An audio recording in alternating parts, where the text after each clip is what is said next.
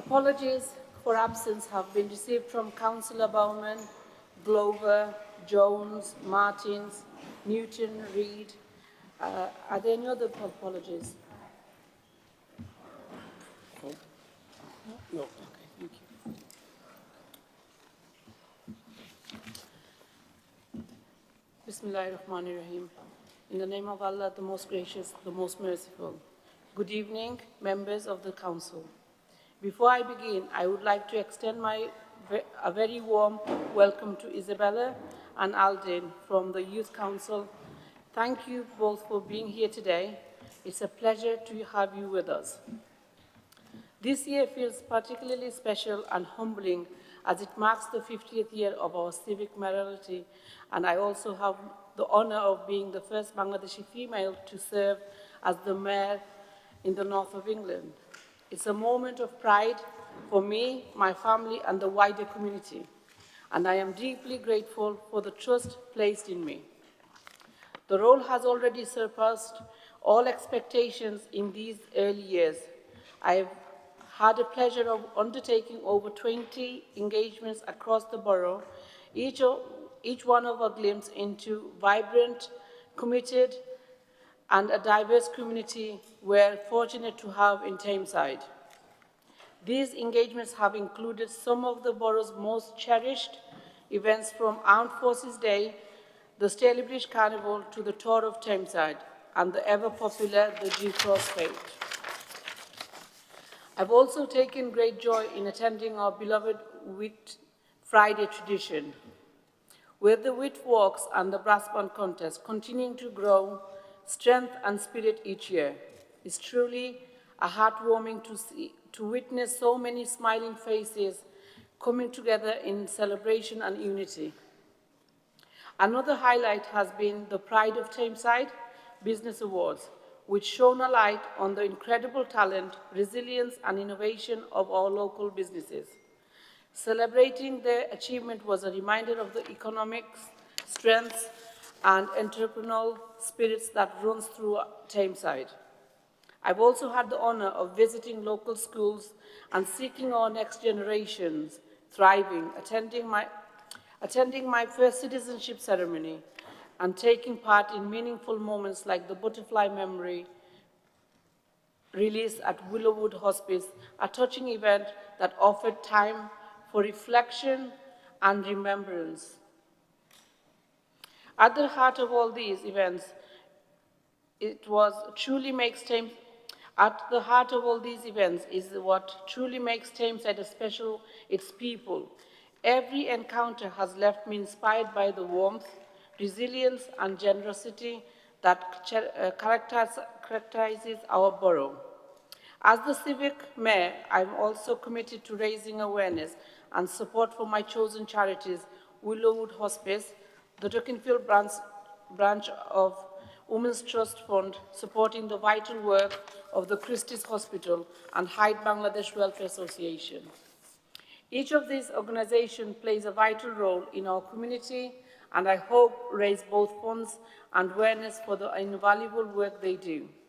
Finally, I'd like to extend my heartfelt thanks to everyone who has supported me so far, particularly the fantastic mayoral team, and Joe, the mayor's attendant, for helping me settle so smoothly into the role.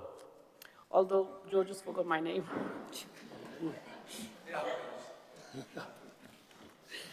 I look ahead with great enthusiasm to the rest of the year, mayoral year, and all the opportunities it will bring to connect, to celebrate, and to champion the people of Tameside. Thank you again. Members and officers, please stand, Civic Mayor.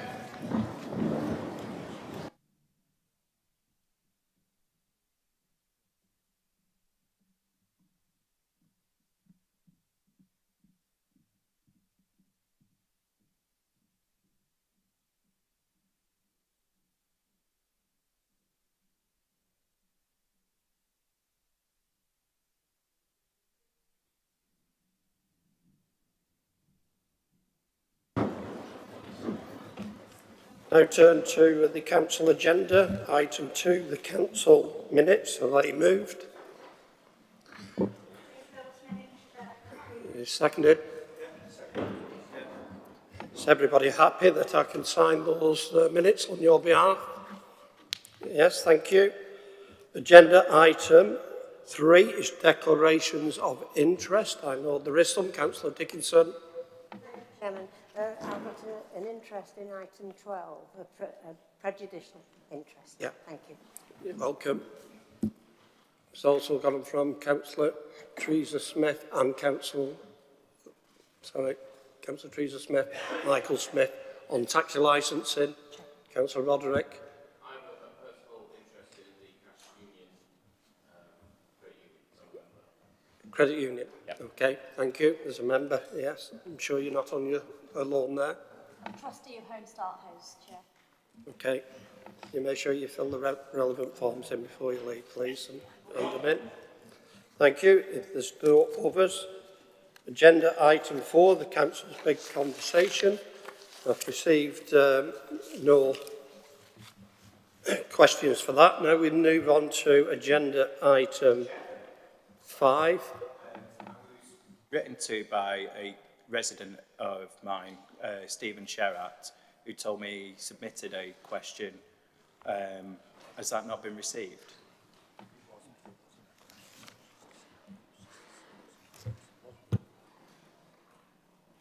It was received, it didn't meet the criteria, and that will be explained to them. Thank you.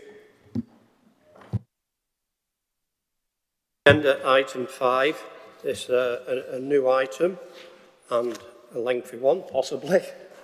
I'm going to start with asking the executive leader to do the executive leader announcement, which is outside of this.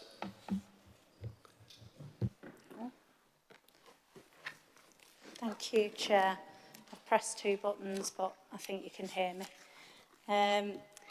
Members and officers of the Council, before I begin, I want to share some important news about the future of our local authority.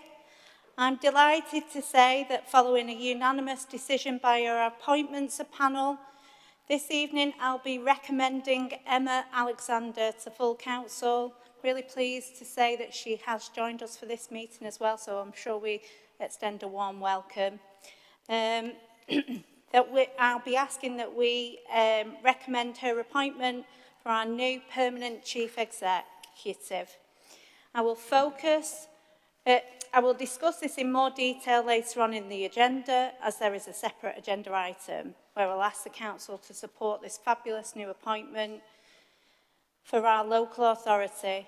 But I want to share today the great pride I have in recognising that we are continuously striving for the best for Tameside and our residents. And with this appointment, if endorsed this evening, I truly believe that we will have achieved that. It is both an honour and a responsibility to speak to you today, not only as leader of Tameside Council, but as a proud representative within Greater Manchester Combined Authority. Together, we form a partnership of boroughs that believe in common purpose.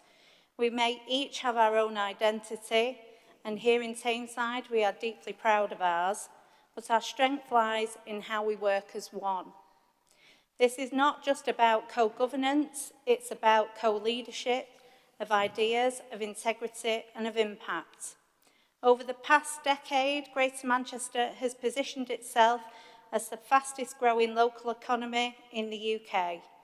We should celebrate Tameside's role in creating a hyper-collaborative and joined-up approach, an approach that has moved us closer than ever to a vision of a thriving city region where everyone can live a good life.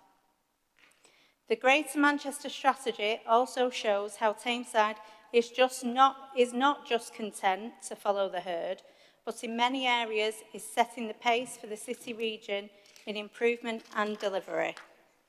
The next 12 months are set to be some of the most exciting in recent memory as we in Tameside work to push ourselves and Greater Manchester further along the cutting edge of devolution and delivery. Among the case studies that accompany the strategy is the story of Sarah. This is something I wanted to talk about from she was part of the roadshow that I attended in Greater Manchester last week. Sarah is 23 from Mottram.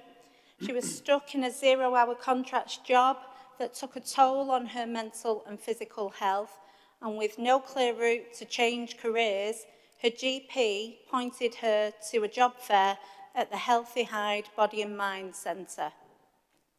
There, Sarah accessed wraparound and person-centred support that combined health advice, counselling, employment guidance, and began to help rebuild her confidence. Today, she volunteers with Citizens Advice and is actively seeking work, something she said wouldn't have been possible without the Healthy Hyde team. The approach delivered by social prescribing link workers has been held up as best practice example of the holistic approach championed by Greater Manchester's Live Well vision. In addition, we're making decisions to ensure that other Tameside residents like Sarah are never cut off from the support they require. As part of this, we are using our allocation from the latest round of Household Support Fund to uplift the value of our school holiday meal vouchers from £10 per week to £15 a week. Other elements of our Household Support Fund allocation will go towards setting up more warm spaces in the borough, expanding signposting and advice on debt, benefits and housing costs, and setting up direct grants to prevent crisis. Tameside has also stepped up as the first borough in the city region to have its railway network linked up by the B network, as train lines from Stalybridge to Victoria and Glossop to Piccadilly will become part of the expanded system next year. By 2028, they will be joined by a number of other railway stations, including Broadbottom, Floweryfield, Godley, Guybridge, Hattersley, Hyde Central, Hyde North and Newton for Hyde. The remaining stations are planned to be brought into the network no later than 2030. The impact of this on connectivity and productivity cannot be understated. 18 months from now, Tameside will have one of the most integrated public transport networks in the UK. I'm really excited to share with members tonight Tameside's commitment to the new Greater Manchester strategy and how our close partnership working with the Mayor of Greater Manchester and his team at the Combined Authority continues to pay off. Last week, at the launch of the Greater Manchester strategy, Mayor Burnham announced the creation of a mayoral development corporation for Ashton and Stalybridge, which will create a national template for transport-led regeneration. This is very exciting news. We plan to capitalise on being the first borough in GM to have the B network integration and focused development around our key transport modes in Ashton and Stalybridge. This builds on the significant amount of work and funding being invested in our key town centres to make these the best places they can be for our residents and businesses. We are a can-do place that is serious about making positive change, and we are open for business. As well as that, we have put ourselves front and centre by signing up to 3 pledges. These will ensure that we play our part in making the strategy a reality, while also delivering improvements locally that Tameside's residents can see and will truly impact where they call home. Together, we are building the Tameside of tomorrow, our ambitions anchored in action. The first pledge from this leadership is to regenerate Ashton Town Hall and civic identity by 2030. We pledge to restore Ashton Town Hall not merely as a heritage building, but as a civic symbol reborn. The heart of Ashton will beat anew, with a town hall that doesn't just belong to the past, but leads the future. This isn't restoration for nostalgia's sake, It's regeneration for identity's sake. A space for our communities, our young voices, and our cultural energy. Let this be a civic home that hosts possibility, a landmark where our borough's character shines through. Our second pledge is a home for all with affordable and social housing expansion of 20% more by 2030. We are acutely aware that a borough cannot prosper if its people cannot afford to live in it. That's why we pledge more social and affordable homes built in Tameside by 2030. This is not a statistic, it's a human right. Housing is not just about shelter, it is about security and opportunity. Our housing strategy is rooted in compassion and practicality, ensuring quality homes in communities that are connected, inclusive and future ready. From new builds to sustainable refurbishments, we are committing to housing that meets the needs of young families, of older residents and everyone in between. Our third and final pledge is for a borough in motion. Transport that works for everyone. A thriving borough is one where mobility is a right, not a luxury. We pledge better access to public transport across Tameside and more frequent trains to Ashton by 2030. This is more than connectivity, it is equality. It means a mum getting to work on time, a student getting to college safely, a pensioner accessing services without isolation. Our goal is simple but urgent: trains that run on time, buses that run often, and transport infrastructure that is clean, green and inclusive. Tameside must not be left waiting. Not at the bus stop, not at the train station, and not as part of any strategy. Together, we build a borough of purpose, progress and pride. Thank you, Chair. Thank you. Just for clarity, that was the leader's statement. It isn't included in 3 minutes. At the next meeting, there will be an item there from the executive leader, which will be 3 minutes, the same as everybody else. Normally, we don't ask for questions of the exec leader at this time, but if you've got any, Councillor Dickinson, you could do if you wish. Right, I shall go in order now. As I say, this is new to us all, so hopefully I'll get it right first time, but you never know. Executive members have 3 minutes to speak, and then 7 minutes for questions, so I'm going to time a total of 10 minutes. I have asked them to bear in mind it should be 3. Some members have got written questions that have come in. I'll ask them members to ask them first. If there's time, I'll accept questions from the floor. Okay, because some members haven't got any questions, so entirely up to yourself. So we shall start with, and I will get my timer right, hopefully it's the same as yours, Liam. Right, Councillor McLaren.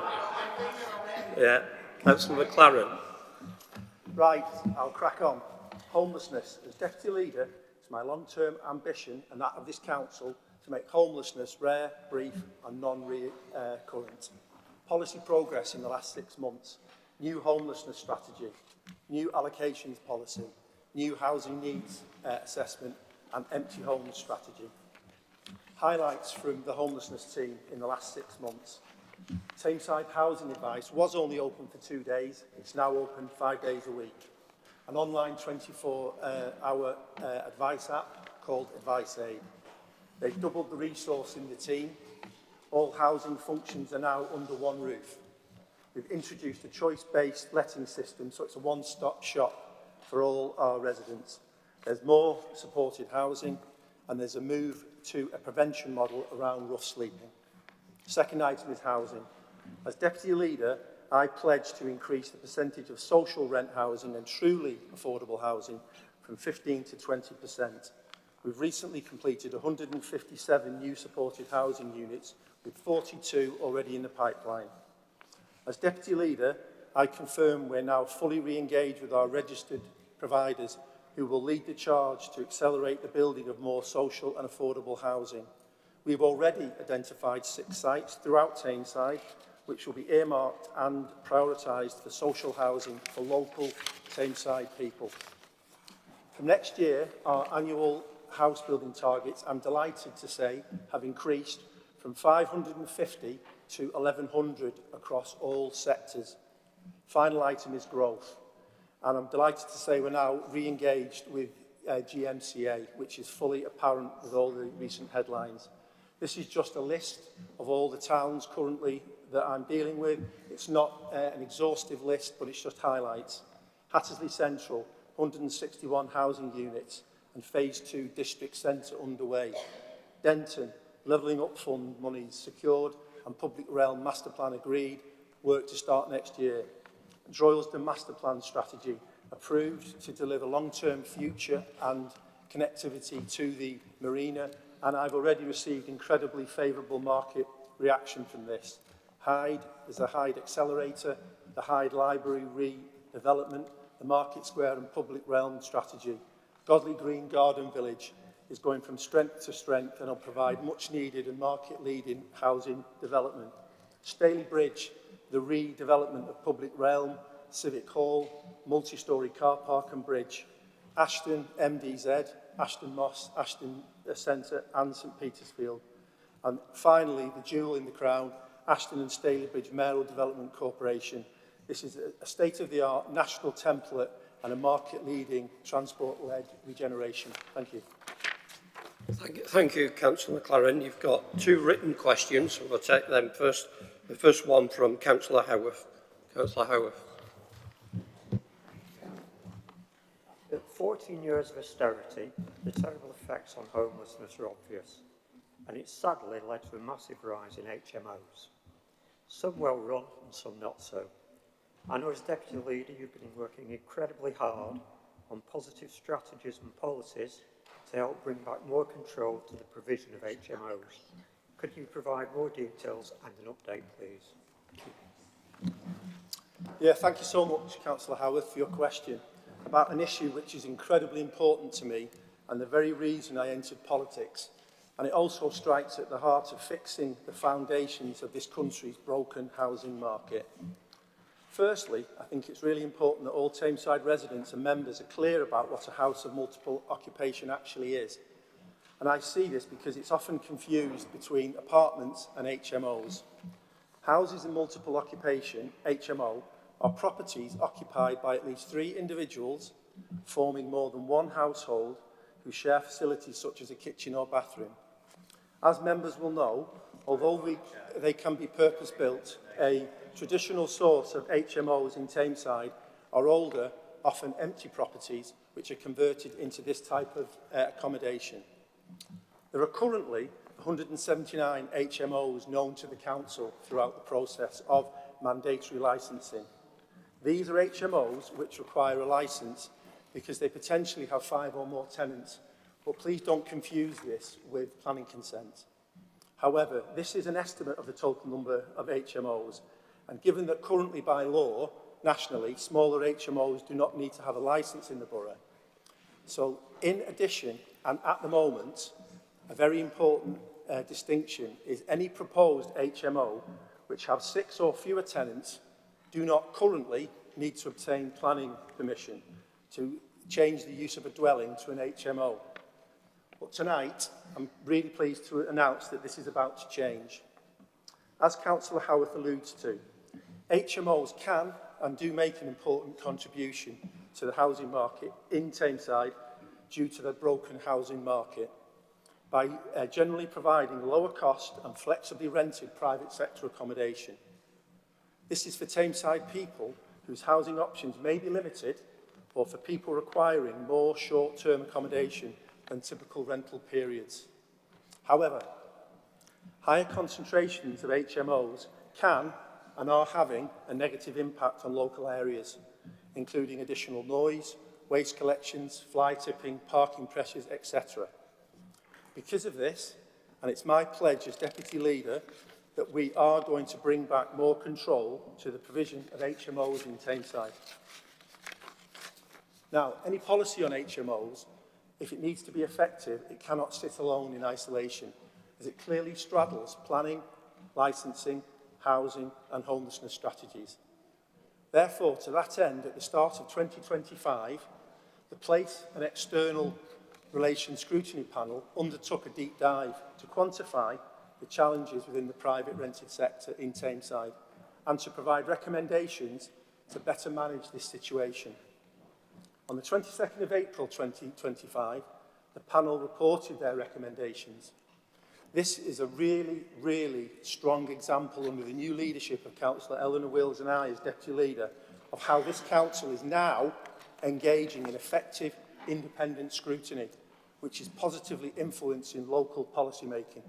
And I encourage the Tameside residents, members of the public, if they haven't already read the report, to do so. Now, a key recommendation within the Place Scrutiny Panel report references the need to have greater control in areas of Tameside with smaller HMOs through the introduction of planning controls known as Article 4 directions. The Article 4 direction will respond to HMO hotspots and current concentrations. A report will be presented to the Executive Cabinet in September seeking their authorisation and, of course, without predetermining the outcome, to hopefully formally make an Article 4 direction. If approved, this will, before the end of the year, remove the permitted right to change any house into an HMO, regardless of their size, without first securing formal planning permission. This will reduce the inequalities currently prevalent in Tameside and thereby give members the ability to materially consider all the facts before making a formal decision. As Deputy Leader, I will of course provide updates at the next full Council. As Deputy Leader, I directed the Council to act swiftly on the report throughout April, May and early June, and to consult and to stress test the recommendations prior to the production of the draft HMO policy, the Home Spaces and Places H2 policy, and the proposed Council's local plan, the draft housing strategy and the draft homelessness strategy. And this is really, really important because by ensuring that these policies dovetail into the proposed HMO policy, this bakes in the appropriate strategic policy safeguards to guarantee the provision of quality accommodation cited appropriately and that future proposals are controlled and do not result in over-concentrations of HMO properties. I hope that Councillor Howarth finds this response helpful and acknowledges the swift, positive and considered steps being taken. I will always be led by data and evidence before advising on any democratic, appropriate and sometimes tough decision to ensure that the amenity for our existing Tameside residents is always protected, that new accommodation is well managed, of a high quality and maintains the communities and neighbourhoods of Tameside. Thank you.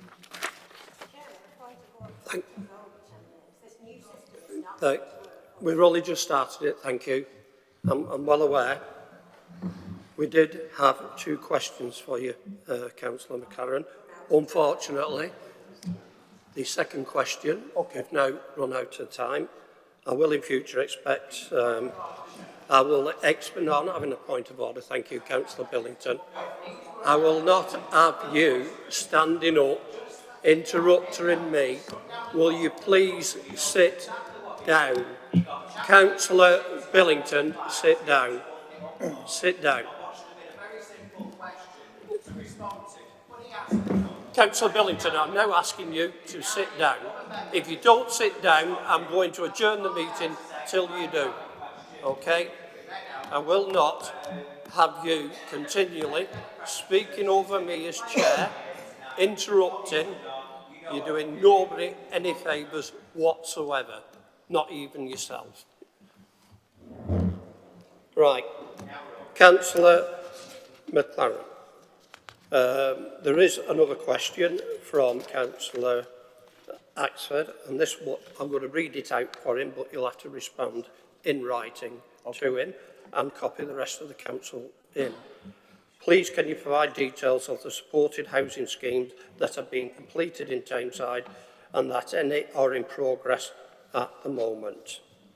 Okay. That's taken 11 and a half minutes almost in total, including interruptions as well. As that is the end of the 10 minutes, I am now moving on to the next one, which is, can I get back to my paper? Can I now ask Councillor Sharif, but before I do start your 10 minutes, when exec members get a number of questions in, can you please make sure you leave enough time to answer them all? Thank you. Councillor Sharif. Thank you, Chair. This evening marks a new way of working, and with this comes a renewed opportunity to shine a light on a vital role of public health in Tameside. As a lead member for Cabinet Member for Health, I'm proud to champion the health and well-being agenda in our borough. This is a responsibility I do not take lightly. Here in Tameside, we face real challenges, real health challenges. We have the 14th lowest life expectancy in the country, and far too many of our residents suffer from illnesses that could be prevented. This must continue to drive us. Public health is one of our core statutory responsibilities as a council. This does not include the full scope of the NHS services.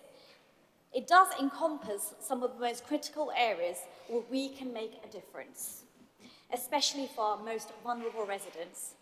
It's our chance to intervene earlier, to prevent harm before it happens, and to tackle the root causes of poor health.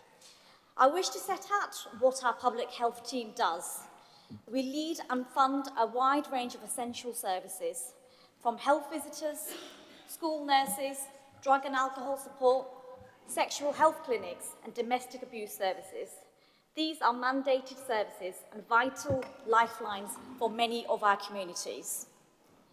Beyond this, we're investing in prevention, and prevention is key. Our Be Well team delivers frontline support, helping people to stop smoking, manage their weight better, and access NHS health checks. These services empower our residents to take control of their health and reduce the risk of serious conditions like heart disease and stroke. A key achievement I want to highlight, and I know 3 minutes is very less, but one I'm proud of for this borough in particular, is that the rate of pregnant women who smoke in Tameside is now at an all-time low of 4.8%.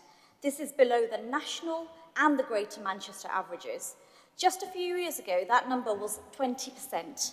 This is a huge step forward and a credit to the relentless efforts of our Stop Smoking teams, our midwives, our partners in the NHS, and to our mothers and partners who helped them quit, already making a healthier choice for our future generations. Prevention is key.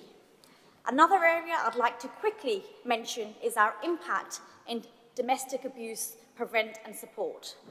Our commission service, the Excellent Bridges Partnership, supported 2,878 victim survivors here in Tameside and 298 children. We have also supported 40 adults using these harmful behaviours. Why? Because tackling domestic abuse means working with everyone involved.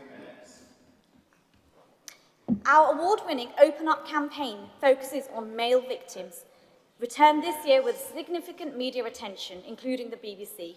More men came forward to seek help and support here in Tameside. I was personally contacted by many to thank me for the work and what our borough provides.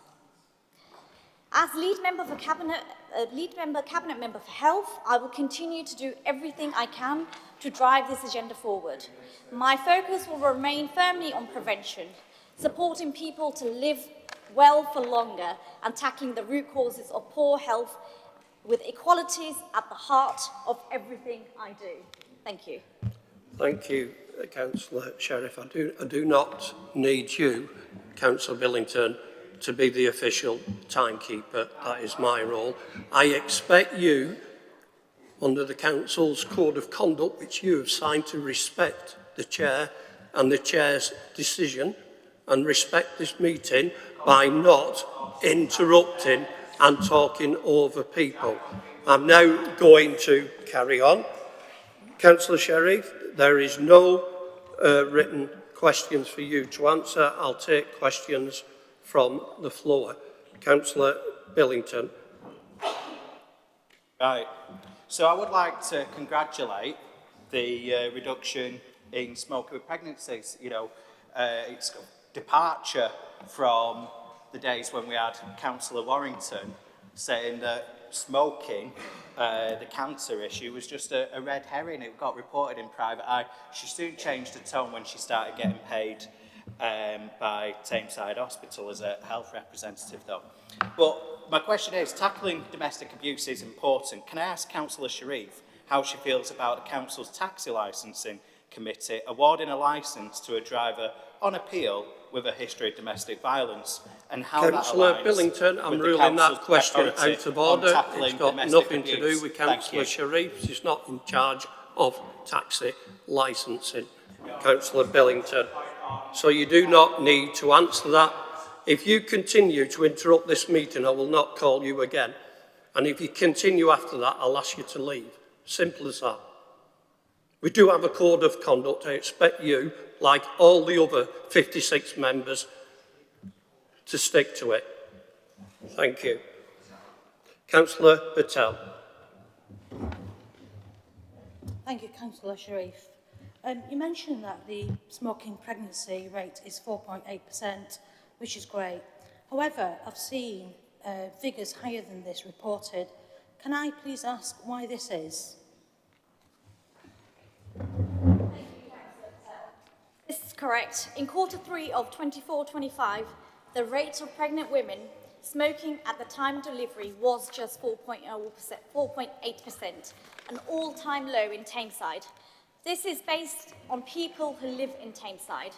Sometimes we have different figures for all people registered with a GP in Tameside, which might be slightly different figures. Also, as this is a quarterly statistic, it may fluctuate between quarters, but the key message is that the overarching trend is continuing to decline of the rate of women smoking while pregnant, and this is due to the sustained efforts to create a more smoke-free environment and to get the right support in the right place to help women to quit smoking. We continue to do this work to make Tameside a tobacco-free and to have a positive impact on the future health of our young people. Thank you. Thank you. Councillor Corbett. Thank you, Chair. Thanks for the updates with some very positive developments. I was going to ask a question on smoking and pregnancy, but you've actually just answered that. So on domestic abuse, it's positive to see that Tameside is one of the pilot areas for domestic abuse protection orders. Could the exec member share any early results or lessons learned so far, and what measures will you use to judge whether this new approach is making a real impact? Sorry, I've got coughing in the back. Can you just repeat the end? Sure. Could the executive member share any early results or lessons learned so far, and what measures we'll use to judge whether this new approach is making a real impact? Thank you.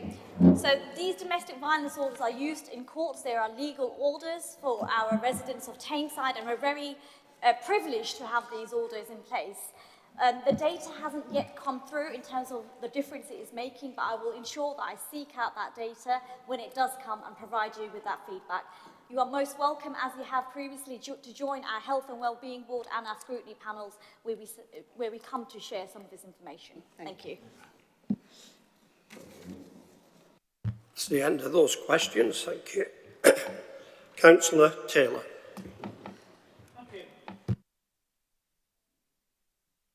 The report. Just want to give you some figures that you might be interested in about the Social Services Department. These figures are up to the end of June. they will have changed slightly up to tonight. But up to the end of June, we were providing services for 7,433 people in the borough. Since the beginning of the year, another 1,093 people have knocked on the front door and asked for a service from us.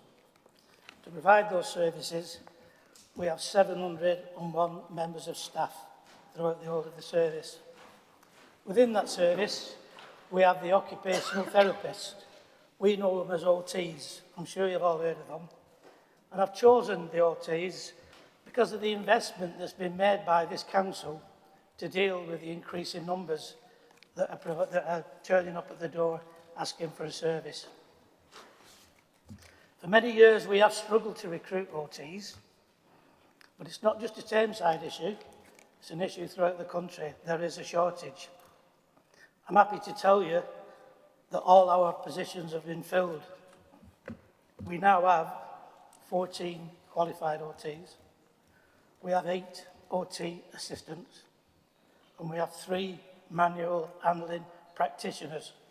Within that department, there are also 2 apprentices, which I'm sure we all agree is something that we need to do. We need to grow our own people, and we're doing that in social care, and we're doing it with these people. I've been along with Jackie Lane myself, and we've met those people, and they really are good at what they do. I know that you'll know the work that they do. It can be a major adaptation in a house where they've had an extension, got somebody who's severely disabled, an OT will go in, will make sure that the sink's at the right level, the doors are wide enough to take wheelchairs, basic stuff like that, but very intense for some. And in some cases, they might just go in and put a walk-in shower. But it needs someone who knows what they're doing to go into a property and make sure that that person is receiving the right service from us. And that, I'm convinced, that we do in big numbers. If you want a blue badge, you'll meet an OT. Lots of other services that provide. I've got 3 minutes, so I can't go through them all. What this means, of course, is that waiting times are tumbling down in big numbers because of the service that we can now provide, and that's in the report. While I'm on about data, I just want to tell you that from this week, the data on all our services will be made available to myself, Councillor Jackie Lane, and Councillor David Tilbrook as the opposition spokesman on adult social care. You will get data if you want it. It's not compulsory, but you'll get the same data that I get on a weekly basis to tell you what every department is doing. Now, I always say this, getting data is okay. It's what you do with it when you get it, especially when it tells you that something's not happening. It's what you do about it. But you will get that data, and it really is good to read at the moment. What this means now is that we are helping more people. Over your 3 minutes, Councillor Taylor. We are getting more people now who are living well at home.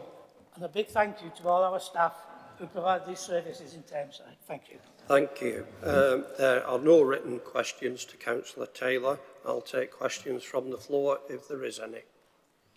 Anyone? No? Yeah. Thank you, Chair. I welcome the positive progress on reducing occupational therapy waiting times. It really does make a difference for our residents. But I do have a few questions to help us understand the full picture. On waiting times, at one point the waiting time reached 50 months, which is very worrying. Could the exec member clarify when this was, what the impact was on residents needing urgent help, and what the current average wait looks like now? Also, how many people are still on the list compared to previous years? Thank you. I think the best way to answer that is if Councillor David Tilbrook takes up my offer to have all that data, and it's an app, the IT department will come along and put it on. The answers to those questions of where the waiting times were, what they've come down to, will all be there. And you'll get that any day you want. Not just for the OTs, for any department. Thank you, Councillor Taylor. But could you also send that in writing to Councillor Coburn? Those details, please. I'll get one of your officers to do it. Councillor Khan. Thank you, Chair. It's more of a comment, really. I just want to give some feedback around Councillor Taylor's department. I've had some really positive experience with adult social care and our OT service, and they've been quite responsive. And just want to say it's been a very positive experience. Councillor Khan. I just want to give that feedback. No. Yeah. Is your mic on? We couldn't hear you. Oh, what do you mean? Yeah, can you repeat it, please? We couldn't hear you up here. Okay, I've got a second chance. Okay, so is it on?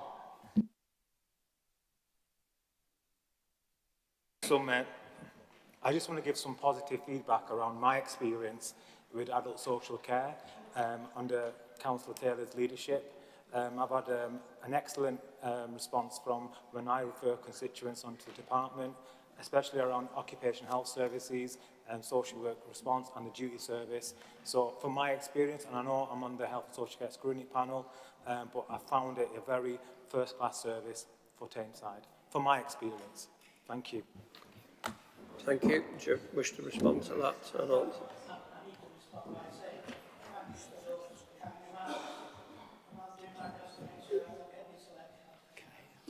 Right, okay. Can't hear. I can't hear, mate.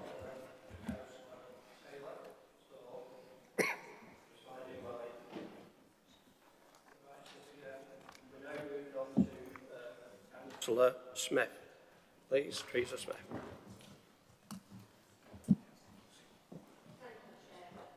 We published the second Commissioner's report this month, which points to grounds for optimism in our improvement journey. This second report was a confidential report shared with us by the Commissioner and the DFE, and in the spirit of transparency, we took the decision to publish it and take it through our scrutiny programme. The report refers to the raft of changes since the original report last year, which are helping us to create the conditions for sustainable improvements, and concludes that there are grounds for confidence that improvements across children's services will begin to be increasingly evident in the coming months. There are now firm foundations in place for a change in the organisational culture, and there is greater autonomy for leaders and managers to do their work. The current Chief Executive and Director of Children's Services have worked hard to improve the engagement with our staff and let them know that they are valued and that they have a voice. I am confident that our next appointed Chief Executive will wish to work closely with us on our journey, and our strengthening relationships will continue to grow. We know there is still work to do, and relationships are part of our improvement journey. I'm pleased to share that we've recruited to all of our senior leadership posts, and our Social Work Academy is growing our social workers of the future with guidance and support.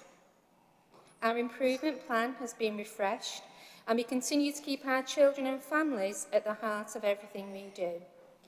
The Commissioner remains closely involved in our overall improvement activity, and I hope to see this optimism reflected in his next full report. As we conclude the significant improvement work underway in our own children's homes, re-inspections are now underway by Ofsted. Stockport Road has been the first to be inspected, and for the first time in a very considerable period, achieved a provisional good judgment outcome. The Council has now also agreed the procurement of contracted work for a currently empty children's home that requires refurbishment. Once completed, the home will add an additional 4 beds to our own children's home estate. And a whole range of engagement opportunities took place in June, with our children and families, including our foster carers bake-off, which saw children and carers from across the age ranges compete for the wooden spoon, and our Bollywood event for our care experienced young people, where many young people were introduced to South Asian culture and cuisine. Many of our care experienced apprentices attended, and young people from our children's homes who all spoke warmly of the opportunity to meet other members of the community on the day. The Young Carers team have supported over 70 young people to attend fun activities over the recent half-term. Both primary and secondary groups have attended Councillor Smith, I'm going to have to interrupt you there. Okay. We're having too many members now going over 3 minutes. It's not making it fair for the rest of the people. You have received 3 written questions, and I'll take them in order. Councillor Owen, please ask the first one. Thank you, Chair. I was very pleased that the decision was made to share the recent report from the Commissioner publicly, and also that he was able to join our recent scrutiny panel. He took this opportunity to answer questions about his report and made some very positive comments, including praise for the Chief Executive, the Director of Children's Services, and complimented the leader and lead of the Council and the lead member on their strong commitment to improving children's services. In his report, the Commissioner expressed his wish to see scrutiny focus on a limited number of critical improvement areas. This is my intention for the coming year. As Chair, I believe that scrutiny has an important role to play in this improvement journey. I'm determined that whilst being a critical friend, my panel will bring challenge and support. As lead member, Councillor Smith, can you share with us 3 critical improvement areas that you hope to see on the agenda and tell us why? Thank you. Councillor Smith to respond. Thank you. Thank you, Councillor Owen, and thank you for taking up the role of Chair of Scrutiny. It's obvious that you are very committed to the role. You're right to point out that in a bold and unprecedented move, we shared the second unpublished Commissioner's report last month, and the Scrutiny Committee had an in-depth session with the Commissioner himself, presenting his latest findings. It's early days to expect any plaudits for our improvements, and nor do I want a false positive, but it was pleasing to see the green shoots of progress reported. I know that a strong council is one that has an effective scrutiny function, so I'll be bringing regular updates against our improvement plan and hope that scrutiny colleagues will focus in particular on workforce stability data. In other words, how are we doing in growing our own social workers? Sufficiency of care for children in terms of foster carers and suitable children's homes. And finally, I encourage you to inquire about the outcomes from our practice impact reviews, where we assess how well we've worked with a family.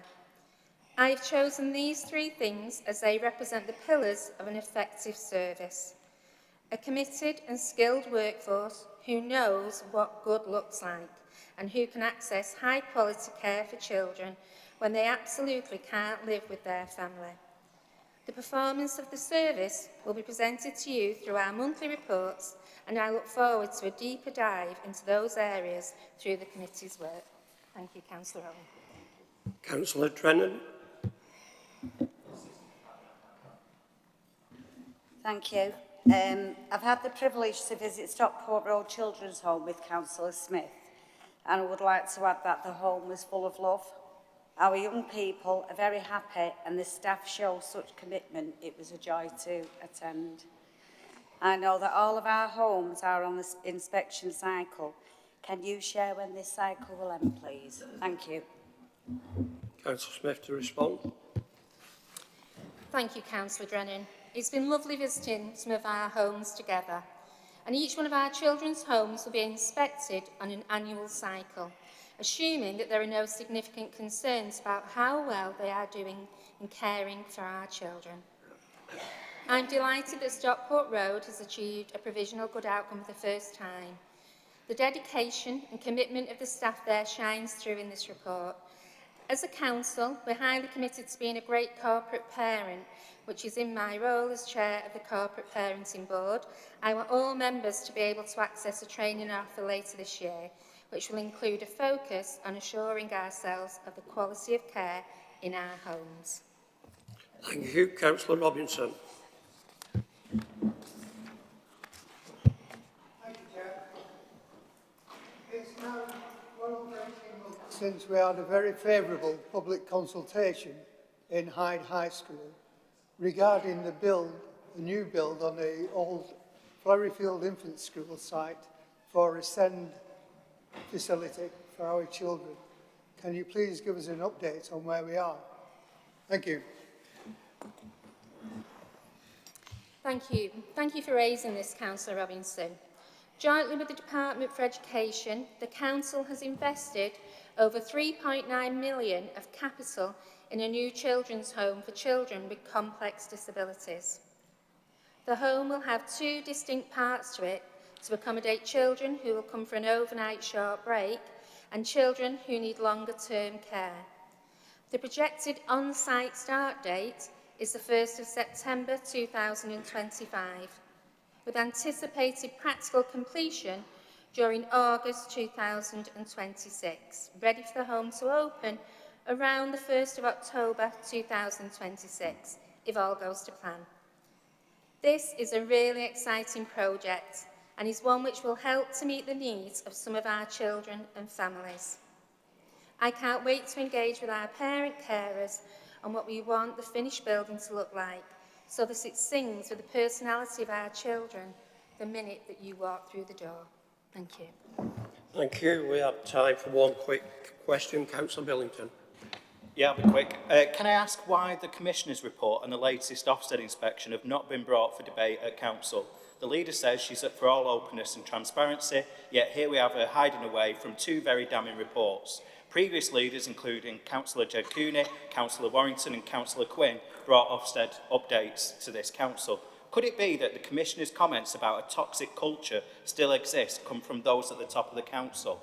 Councillor Wills previously held the public health portfolio, which the NHS has a lot of interaction with children's services. Councillor Feely still holds the education brief, which deals with SEND. It's my belief that Councillor Cooney and the previous Chief Executive, Sandra Stewart, were forcefully pushed out by Councillor Wills, aided by Tameside's Members of Parliament and Labour's National Executive Committee.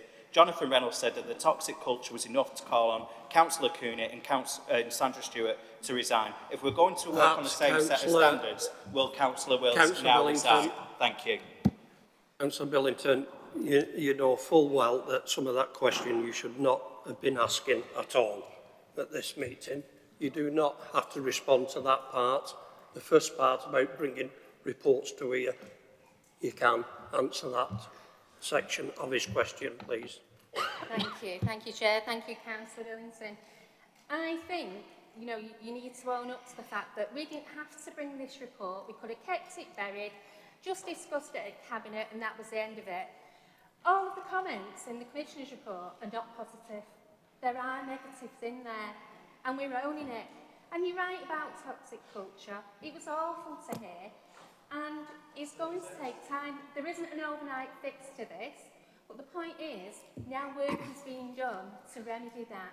We've got our current Chief Executive, who's working really hard, along with the leader, along with our DCS, who are spending lots and lots of time with our employees, asking, how are you feeling? What are your suggestions? What can we do better? You've got a voice, and we want to listen to it.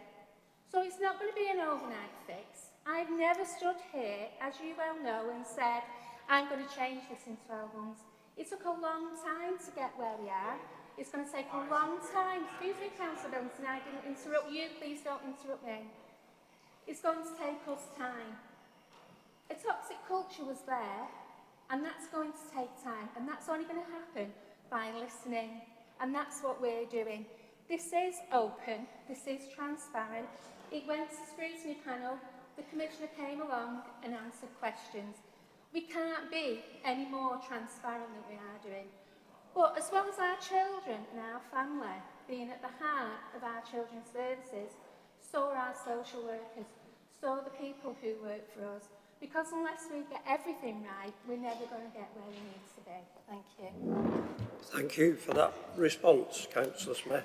I think you're perfectly right that listening to our staff members is a very key priority. It's a pity we can't listen to each other in this room without the continued interruptions by one individual, which some members may feel is a toxic in itself. We'll now move on to the next one, which is Councillor Boyle.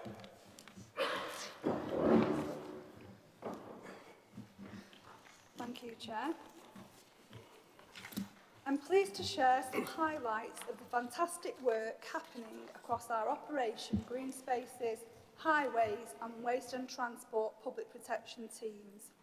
In Green Spaces, since January, our amazing volunteers have contributed over 1,000 days of their time, They've been busy with tree planting, tackling invasive species like Himalayan balsam, repairing paths and fences, managing woodlands and picking up litter. Together with City of Trees, we've planted over 2,000 new trees across highways, parks and countryside sites, building on a decade of green investment. Our grounds maintenance teams worked hard through the winter, pruning and preparing our parks so they look their best for the spring and the summer. Stamford Park and Werneth Country Park have been absolutely buzzing with visitors. In our highway network is the council's largest asset, valued at 1.726 billion, including 758 kilometres of roads, 1155 kilometres of footpaths, 448 bridges and structures, nearly 28,000 streetlights, and over 48,000 gullies. In the past year, we've filled 4,442 potholes, bear with me, cleaned 14,073 gullies, gritted the roads 39 times, using 1,781 tonnes of rock salt and covering over 12,000 kilometres. Our engineering services teams are also helping to deliver the exciting public realm improvements in Ashton, Stalybridge and Hyde. In waste and transport, our teams have collected over 73 tonnes of waste and recycling from over 105,000 households in all weather conditions. We are trialling new cab-in technology to improve customer service and operational efficiency. At our Thames Street depot, we maintain over 265 vehicles and plant items and provide essential school transport for over 1,000 children with SEND. In the last 6 months, we've issued 103 penalty notices, carried out 2 prosecutions. We recently held a successful R Street Day of Action in Ashton St Michael Ward, working with the community safety and antisocial behaviour teams. We issued 11 fixed penalty notices and there was 1 prosecution. Thanks to these efforts, Tameside was the best performing council in the North West last year for fly tipping enforcement, issuing 236 fixed penalty notices, more than any other authority. The Trading Standards team have been cracking down on illegal vapes and tobacco. They've prosecuted 7 businesses and issued a closure order, protecting young people and vulnerable groups from unsafe products. They also successfully prosecuted a road builder for substandard work, and the builder was fined and ordered to pay $35,000 in compensation to the homeowner. In summary, these achievements reflect the dedication and hard work across my teams, across all the services, all working to make Tameside cleaner, greener and safer for everyone. Thank you, Chair. Thank you. Councillor Boyd, you've got 2 written questions, both from Councillor Khan. Under the new rules, it's only 1, so I'm going to ask you to read your first question out. Then I'm going to open it up to the floor, and we've got 2 speakers already indicated. If there's time after that, I shall ask you to ask your last question. Councillor Khan. Could you make sure your mic is on and we can actually hear you at the front, please? Thank you, Chair. So I've got a question regarding dog mess in our cemeteries. Is it acceptable that our graves and cemeteries are being covered in dog mess, dog poo, or whatever you want to call it? The current council policy is either not working or not being enforced. What action will the council take to stop this and show proper respect for our resting place? Thank you, Councillor Boyle, to respond. Thank you, Councillor Khan, for this question. The Council agrees that dog mess has a detrimental effect on our cemeteries and our communities. And Councillor Khan, you're not alone in this concern. Dog fouling is a concern to many. 95% of the British population are worried about the mess it causes and the potential risk to health. Considering dog population in Tameside is estimated to be 30,000 dogs producing 12 tonnes of excrement a day, looking around at our neighbourhoods and our environment, it is clear that most of our dog owners are responsible and dispose of dog waste correctly. However, I agree that a small minority continue to cause a problem. It is an offence under the Dog Fouling of Land Act for dog owners or those in charge of a dog not to clean up their dog fouling, and it can result in enforcement action. The council can issue fixed penalty notices and issue warning letters. There are two approaches of dealing with this at Tameside. The first one is an advisory approach. On the council website, we have a fact sheet advising people how to clean up after their dogs and how to dispose of their waste correctly. We also have a service charter for dog fouling. That service charter promises to respond and deal with complaints, investigate and take legal action where necessary. The difficulty we have, Councillor Khan, is the gathering of the evidence. It needs to be witnessed before enforcement action can be taken. The public can report on the council website. There is a link, and you need to include things like dates, times, the place, who it is, what the dog looks like. Our enforcement officers can then try and be at that particular place at that particular time, and they can try and enforce if they witness the dog fouling taking place. It can result in a fixed penalty notice of £80 and also potentially fines up to £1,000 if caught. We are currently also considering public space protection orders, working with the community safety team in order to have more enforcement powers regarding dog fouling. Our non-uniformed officers work 24/7 where necessary to enforce, and our grounds teams maintain cemeteries. It falls upon them to pick up the waste. Our street cleansing teams uses the road sweepers to pick up that waste, but ultimately, its people should take responsibility and clean up after their dogs, but we can only support in that. Thank you, Chair. Thank you. Councillor Halligan. Thank you, Chair. Councillor Ball, thank you for the update. Chair, with the last council statistics on fly tipping up 39.24% and enforcement rising by only 26.82%, is the Executive satisfied that the Council's current approach to environmental crime is delivering results? This issue remains a persistent source of community frustration, particularly in areas of my own ward where incidents in certain hotspots are so frequent. Right, Councillor Halligan, just 1 second, please. Yeah.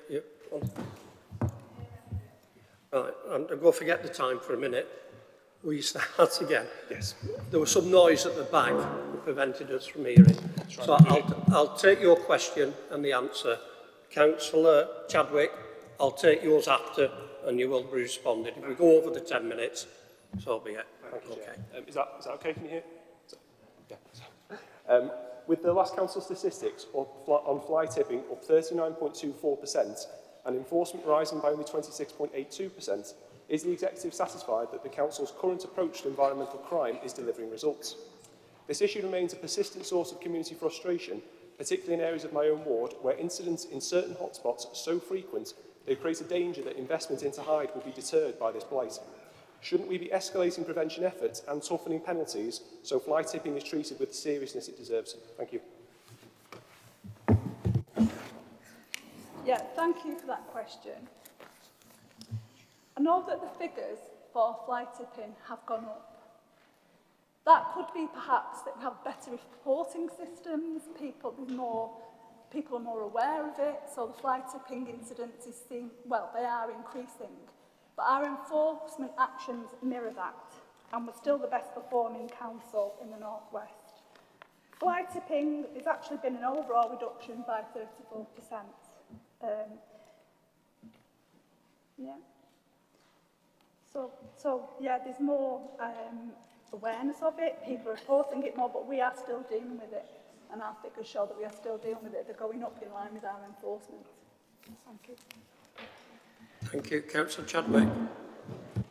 Thank you, Chair. I mean, I think we've got to seriously look at this the way we're doing it tonight. It's took way too long. Anyway, would the exec member agree with me that we wouldn't need to be planting all the trees if we weren't destroying Godley Green and Eightthorn Lane and Bowl Acre? Thank you. don't feel that this is a question for me to answer. I think that is a growth question, and it's a planning application question.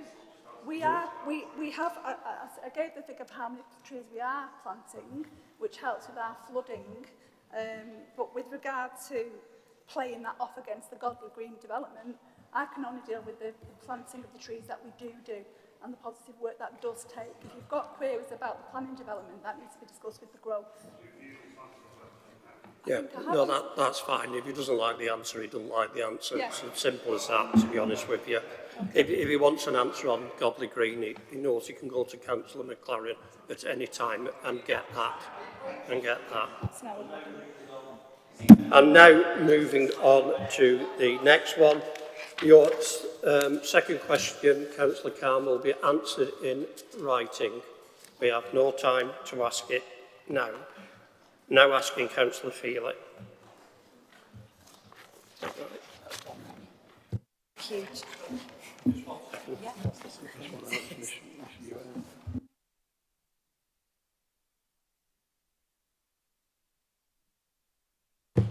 I'll get it right in a minute. It doesn't help all these constant interruptions by members who are trying to make sure that they disrupt this new item and transparency that the Executive are bringing to the Council. Councillor Roderick. Thank you, Chair. For my first update, I would like to give a broad overview of the work within my brief. I will start with the outturn from last year's budget and how that has set our scene for managing demand and delivering value in this year's financial period, and how we're being guided by openness, compassion, and a recognition of those who have served us. The 24-25 budget, which was signed off last month, confirming that we have had a £16.92 million overspend last year, which was largely due to pressures in children's services and adult social care that had to be met from our budget resilience reserves, which were reduced from 52 million to 35 million, clearly shows that we did not have a sustainable approach to our budget management. That's why in 2025-26 budget, which was agreed by Council in February, we included a £7.7 million contingency for children's placement that is subject to close monitoring across the year. We've also provided adult services with fee uplifts for adult care, and we are strengthening our commissioning to ensure value for money. New monthly financial monitoring across directorates will improve transparency and discipline on savings targets and allow greater scrutiny of the budget across the year. Also important is protecting our income while supporting our residents. We've approved a new enforcement agent framework and non-enforcement debt recovery service, both of which ensure recovery is fair, ethical, and a last resort. We're also transforming how residents interact with us. The Resident Experience Programme will improve access to council services, starting with better phone support for waste and exchequer services, which will be rolled out by the autumn. As the leader previously mentioned, we've also launched our Household Support Fund round, which is in support of residents struggling with the cost of living, and is £3.9 million that has come to us from government. With that, we're delivering school holiday food vouchers for free school meal children at the increased value of £15. We're also providing crisis grants and community support through this funding. I would urge members to signpost residents to our Helping Hand service to find out more about the support available through HSF 7 and access the whole range of support the Council offers to residents. Switching to my Armed Forces champion hat, I welcome the Greater Manchester Armed Forces roadmap that sets out how we deliver excellent support to veterans across GM, and the launch of Operation Valour that will deliver veterans hubs as a one-stop stop for veterans to access support. I'm proud that Tameside is part of shaping this national veteran support model, and also the work that we are doing to embed the expanded Armed Forces Covenant in all that the Council does. Finally, I would invite members to attend our VJ Day commemoration on the 15th of August at King George's Playing Fields in Ashton. This will be an event run as a special family fun day with outdoor theatre, arts and crafts, music and a big outdoor picnic. I would also urge members to visit the Victory exhibition at Portland Basin, opening on the 19th of July, which honours Tameside's wartime history. Thank you. Thank you. I've received one written question for you, Councillor Roderick. Councillor Mike Smith. Thank you, Chair. Like most of us, excuse me, like most of us in the chamber this evening, I'm very aware of the financial challenges facing this and other councils. As chair of the Audit Committee, I know there is a lot of work to be done and recognise there are areas of significant progress. Can I ask you to share further details of some of the policies that will maximise council tax and business tax income? Thank you. Councillor Roderick, just run.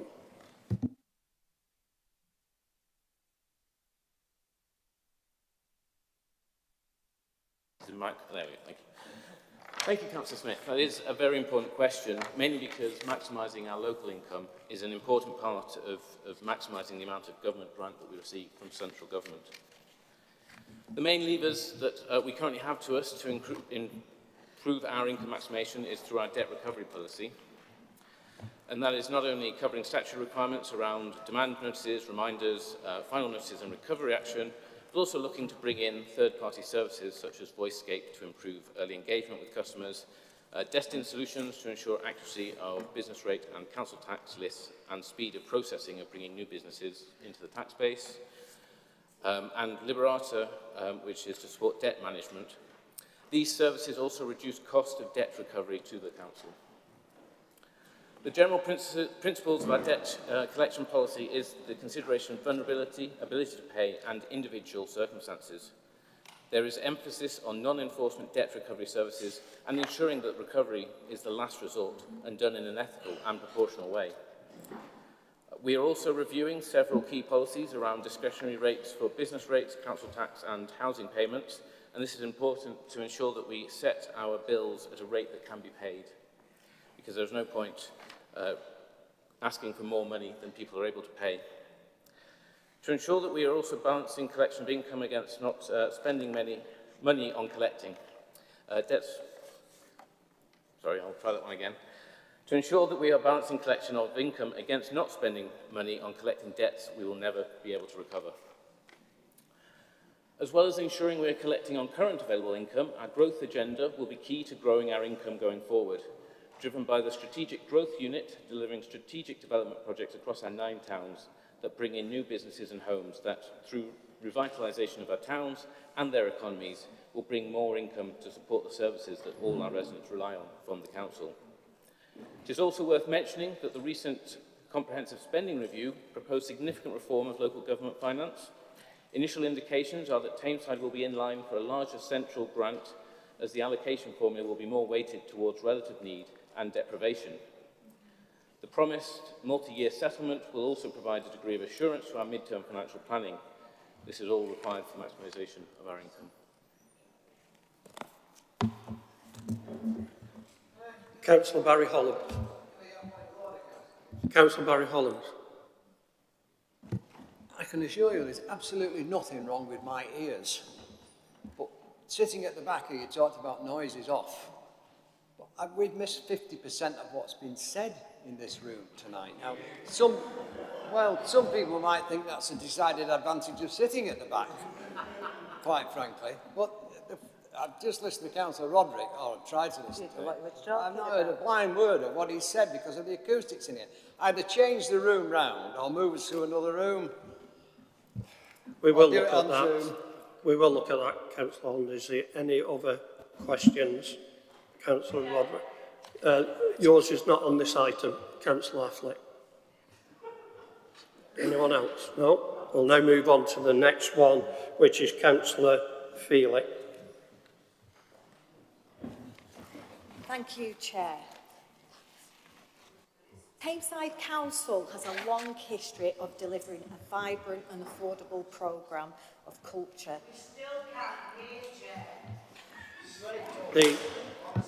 There's not a lot I can do about that. I can't.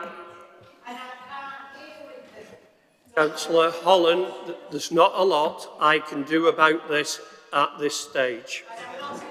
So I'll ask Councillor Feely if you can. I'm sure everybody can hear me, so if you could speak up, please, because I don't think some of these mics are working properly. So okay. You can bring it towards you and speak up. I'd appreciate it. I'll lean into the microphone. Tameside Council has a long history of delivering a vibrant and affordable cultural programme which is generally free at the point of delivery. Over the past year, we've delivered over 300 events and activities to over 500,000 people. This is really significant numbers. This is a small team that works really hard to deliver across the whole of Tameside and does a brilliant job. In June, our civic events report was agreed at Cabinet, and some of the key events include Whit Friday Brass Band Contest, Armed Forces Day, Remembrance Services, Christmas Celebrations Package, Winter Lantern Parade.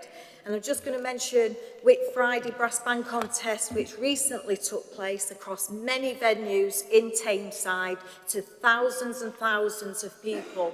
And a massive thank you to all our volunteers who give up their time and their efforts to make that event work. And I think that's a really key point as part of the cultural programme, that the cultural programme is delivered by our team, but it wouldn't work without the support and the volunteering that we have from all our residents, because our residents are committed and passionate to deliver the best that they can.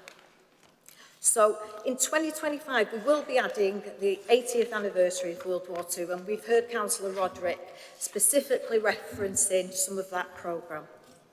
So we're now approaching our summer programme, and there's a vast programme in our libraries, parks, across the borough. There'll be summer theatre, activities, workshops and exhibitions, and I'd urge everybody to look for the details in every part of the borough and look to see what you could engage in. I also thought it's worth mentioning, Music Services came along to Stalybridge, our Street Fest event, on Friday night and delivered a programme of performance work. This is the first time we've had some cross-service delivery, and I think all credit to our Music Services. Performances were brilliant and they did a great job, and I heard lots of positive feedback. And I think it's important to highlight partnership and the connections across our council. Recently published our local area send inspection report. This was distributed to all council members before it was published. This reinforced our understanding of what we know has to be better for our children and young people. And it also highlights what is already working and what is going to make a difference. So since our inspection, we have already established a Send Improvement Board. The first meeting took place on the 30th of June, and it was chaired by a chief executive from a high-performing neighbouring local authority. In recognition of the importance of this work, I have invited the Deputy Leader of the Opposition to join this board, and I'm absolutely convinced that her valuable contribution will be very, very welcome and much needed in terms of the progress that we're going to make together. We're already moving forward. Last month, we announced the setting up of 9 resource bases in our mainstream schools across the borough, which will open in 2025. This is a 1.5 can you wrap up, please? million capital investment and will provide 133 places. Post-16, in recognition of our increasing numbers 16 to 18-year-olds, we are working with Tameside College and we will be looking to lease out the Councillor Feely, I'm going to unit. stop you there. Thank you. You've got 2 written questions to answer. One off Councillor Owen and one off Councillor Affleck. Councillor Owen.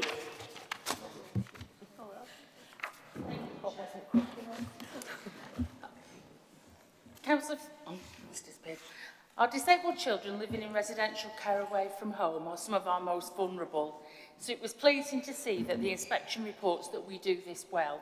Can you tell us what we're doing well that works so well, and how can you ensure that we maintain it? Thank you.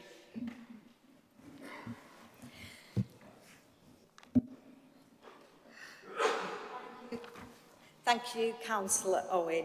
And obviously, as the Chair of Children's Scrutiny, I know you'll be keeping a watching eye to discuss this further and to make sure that we do continue to progress. So in the Ofsted report, under the section of what is the partnership doing that is effective, this comes under that section, and in that report it says clear and purposeful planning takes place for children and young people in the CWT team who are placed in out-of-borough residential settings. There is appropriate advice, guidance, oversight and assessment for children and young people with SEN, with agile coordination of services to ensure their needs are met.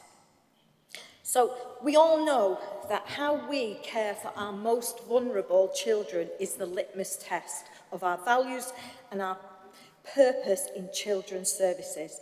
And the various teams from across children's services work hard to ensure that children are living in highly specialised care provision out of Tameside and have strong oversight and quality assurance visits from their social workers and the officers who commission their care on a very regular basis. This enables the social workers to understand how well the care provider is meeting their needs. Senior operational and commissioning managers will continue to oversee this practice so that we will build on it and learn continually about what safeguards our children. And I will expect us to have that discussion at a future Children's Scrutiny meeting. Councillor Affleck. Thank you, Chair. I am pleased to see some of the progress within the SEND inspection report. For example, our education psychology service. What has the Council done to create the scale of improvement in the educational psychology service, and can we afford to keep that in the future? Thank you. Thank you, Councillor Affleck. And again, this was one of the points in the what is the partnership doing that is effective. Over 8 years now, the service has been built up with engagement from children from Tameside Youth Council, the Children in Care Council and a number of pupils from Tameside schools. And I've been really lucky to have met some of the members of the team at a recent education staff conference meeting, and it was really positive and exciting to hear of all the great work that they are doing. So the service has worked really hard to grow its own psychologists by creating trainee roles, then employing them once they are qualified. And I think that is the key to this success. It's creating important pathways that will lead to further opportunity. And there are now assistant roles, and then they go on to become trainee roles. And this planning has really proved to be really successful, and we'll see across many local authorities that there have been gaps in provision, but we are lucky enough in Tameside that we've got a really strong team. We're working very closely with universities. The service conducts research and tries to be at the forefront of practice so that this service is an attractive place to work. Some of the team have disabilities or have children who have disabilities, and that brings a diversity and understanding to the service. The service has grown considerably in size and trades with 45% of Tameside schools, which provides financial stability. Given the ever-growing need for education, health and care plans and specialist assessments, it's important that the service continues to grow its own staff in order to meet this need, rather than commissioning out expensive private assessments. And just to reiterate, again, this is really strong partnership work, creating strong pathways, which really has led to the success of this service. Thank you. I know we're almost up, but I'm going to take one question from the floor. Councillor Corbett. Thank you, Chair. It was just to say thank you very much for the invitation to the Improvement Board, and I look forward to working with you. Thank you. Thank you.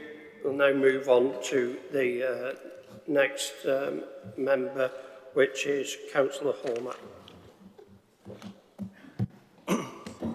Thanks, Chair. I'd like to begin with parking.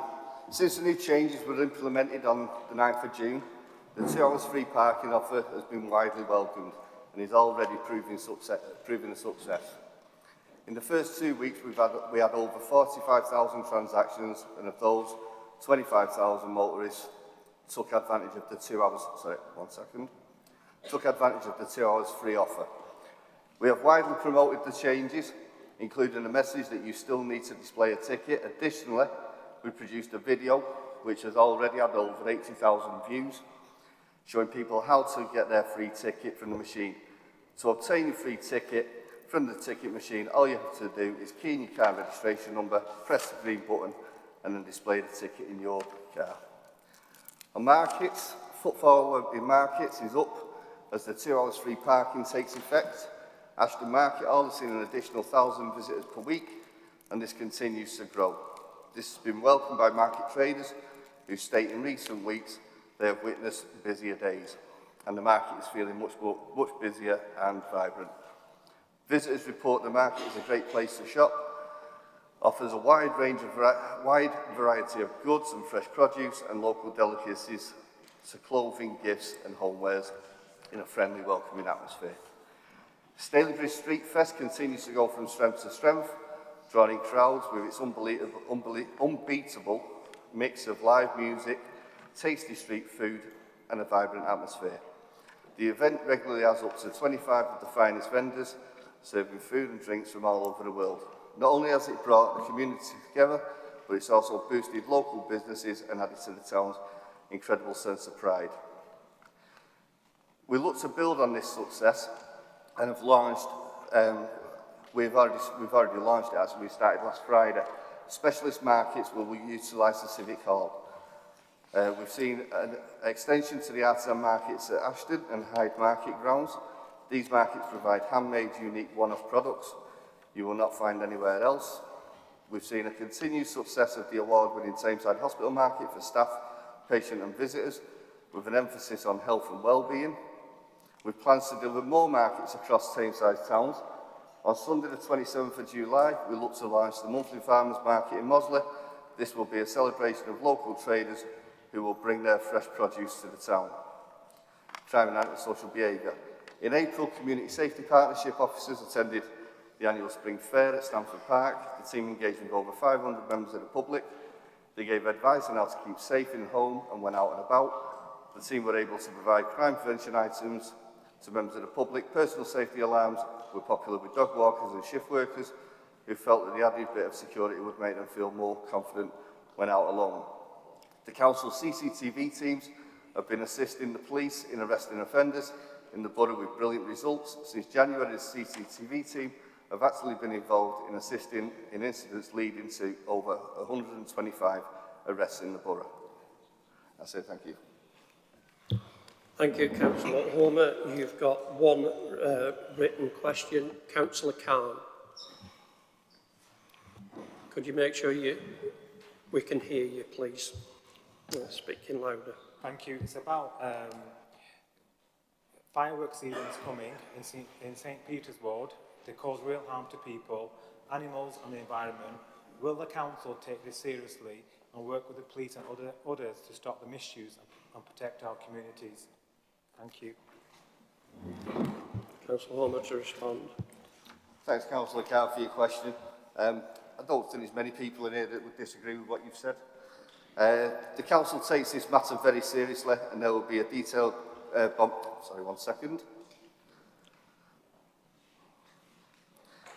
will be a detailed bonfire campaign and action plan where training standards, community safety and communication teams will work jointly with the fire brigade and police to tackle any local issues and concerns. The bonfire campaign is a Greater Manchester-wide multi-agency approach to preventing, tackling and protecting against bonfire and firework injuries, antisocial behaviour and criminal damage during the Halloween period, and criminal damage during the Halloween and bonfire period. Thank you. Thank you. I'm going to take questions now from the floor. Councillor Billington. Thank you, Chair. First of all, I've got to say this format really isn't working. I don't mind how much time we spend on these things, but because these are you know, issues which are important to our residents.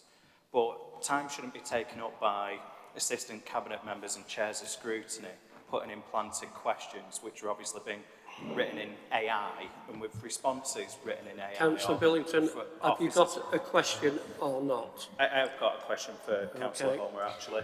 So the Stalybridge Project Board and Delivery Group are disappointed with the Council's implementation of a bin store on Market Street, which is being used as a fly tipping hotspot.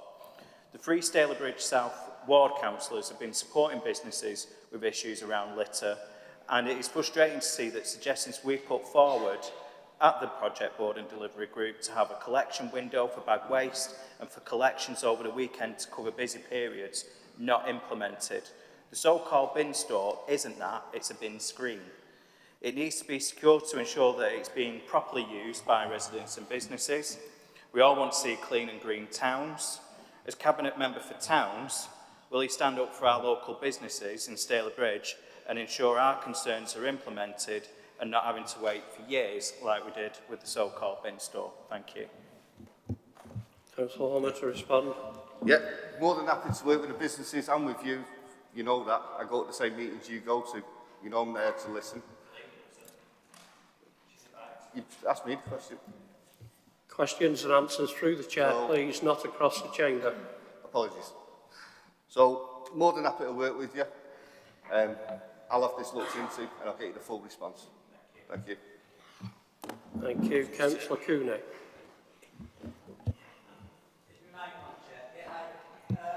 I'd like to thank the member for the clock in Drawson, but I know it's working, and to be fair, Stephen responded to that.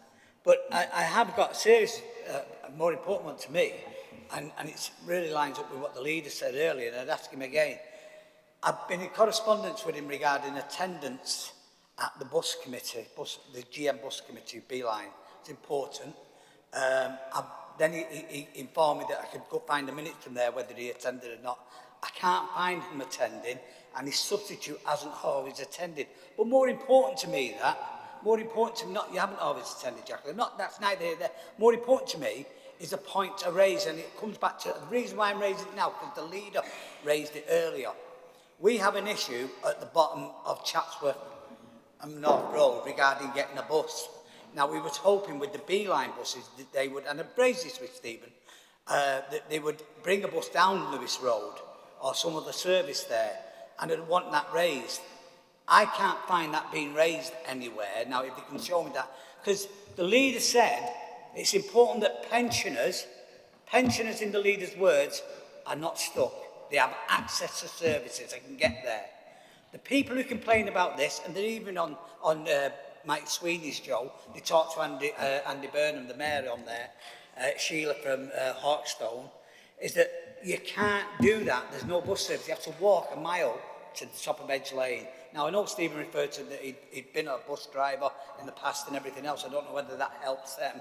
But all I'd ask is that can we raise this question, because it goes against the point that the leader made earlier that pensioners shouldn't be stranded, because these pensioners are constantly stranded, and I've raised it, and I didn't even see it on the minutes of the Tameside Beeline bus committee, and the member can't deny that I have raised it on numerous occasions. So if he's not raised it now, can he raise it at that forum? Because if the Beeline bus service doesn't deliver routes that people want, then we've not done anything. We've not done anything. And I believe it will do that, but you've got to put the question in. And I'm sorry that I can't find that question been put in. Thank you. Councillor Homer. Yeah, I mean, it's not really relevant to the presentation, but I'm happy to answer it. I'm happy to answer it. No, it's not in the report of issue. Yeah, the questions are to the report. But having said that, more than happy to... Not questions to the leader, questions to him, as you know. So, quickly respond, please. More than happy. The 217 and the 168 have been raised at GMCA level. Myself and the leader put together a report recently, which we handed over. Originally, they weren't supposed to be looking at routes and timetables until, I think it was late October. However, they brought that decision forward because We're in trans 3, we've got in there, we're doing okay. So they brought that decision forward, we put together a report. I'm happy to say that 217 and the 168 are both on that report. And it's being looked into. It's being looked into. Thank you, Councillor Homer. Thank you for your response. Thank you. That's all of the questions. All of the exec members have now finished, thankfully. No, sit down, please. Sit down, please. Thank you. This is the first time we've held this type of agenda item where the leader is trying to get her executive to be more open and responsive and to answer questions. I am disappointed though, and I'm speaking to you as leader, and I'm going to speak to Councillor Dickinson also as an opposition leader of the Conservative group. Far too many executive members went over 3 minutes. My strong advice is to all, less talking and more answering. 7 minutes isn't a lot, but when you enter it, it's even less.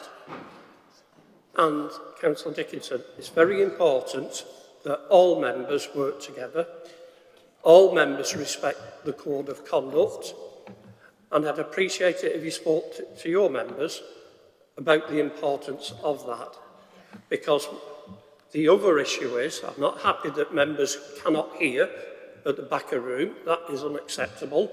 We're going to have a look at the mics we provide and the sound system, because if people cannot hear, they cannot take part, and that is unacceptable as well.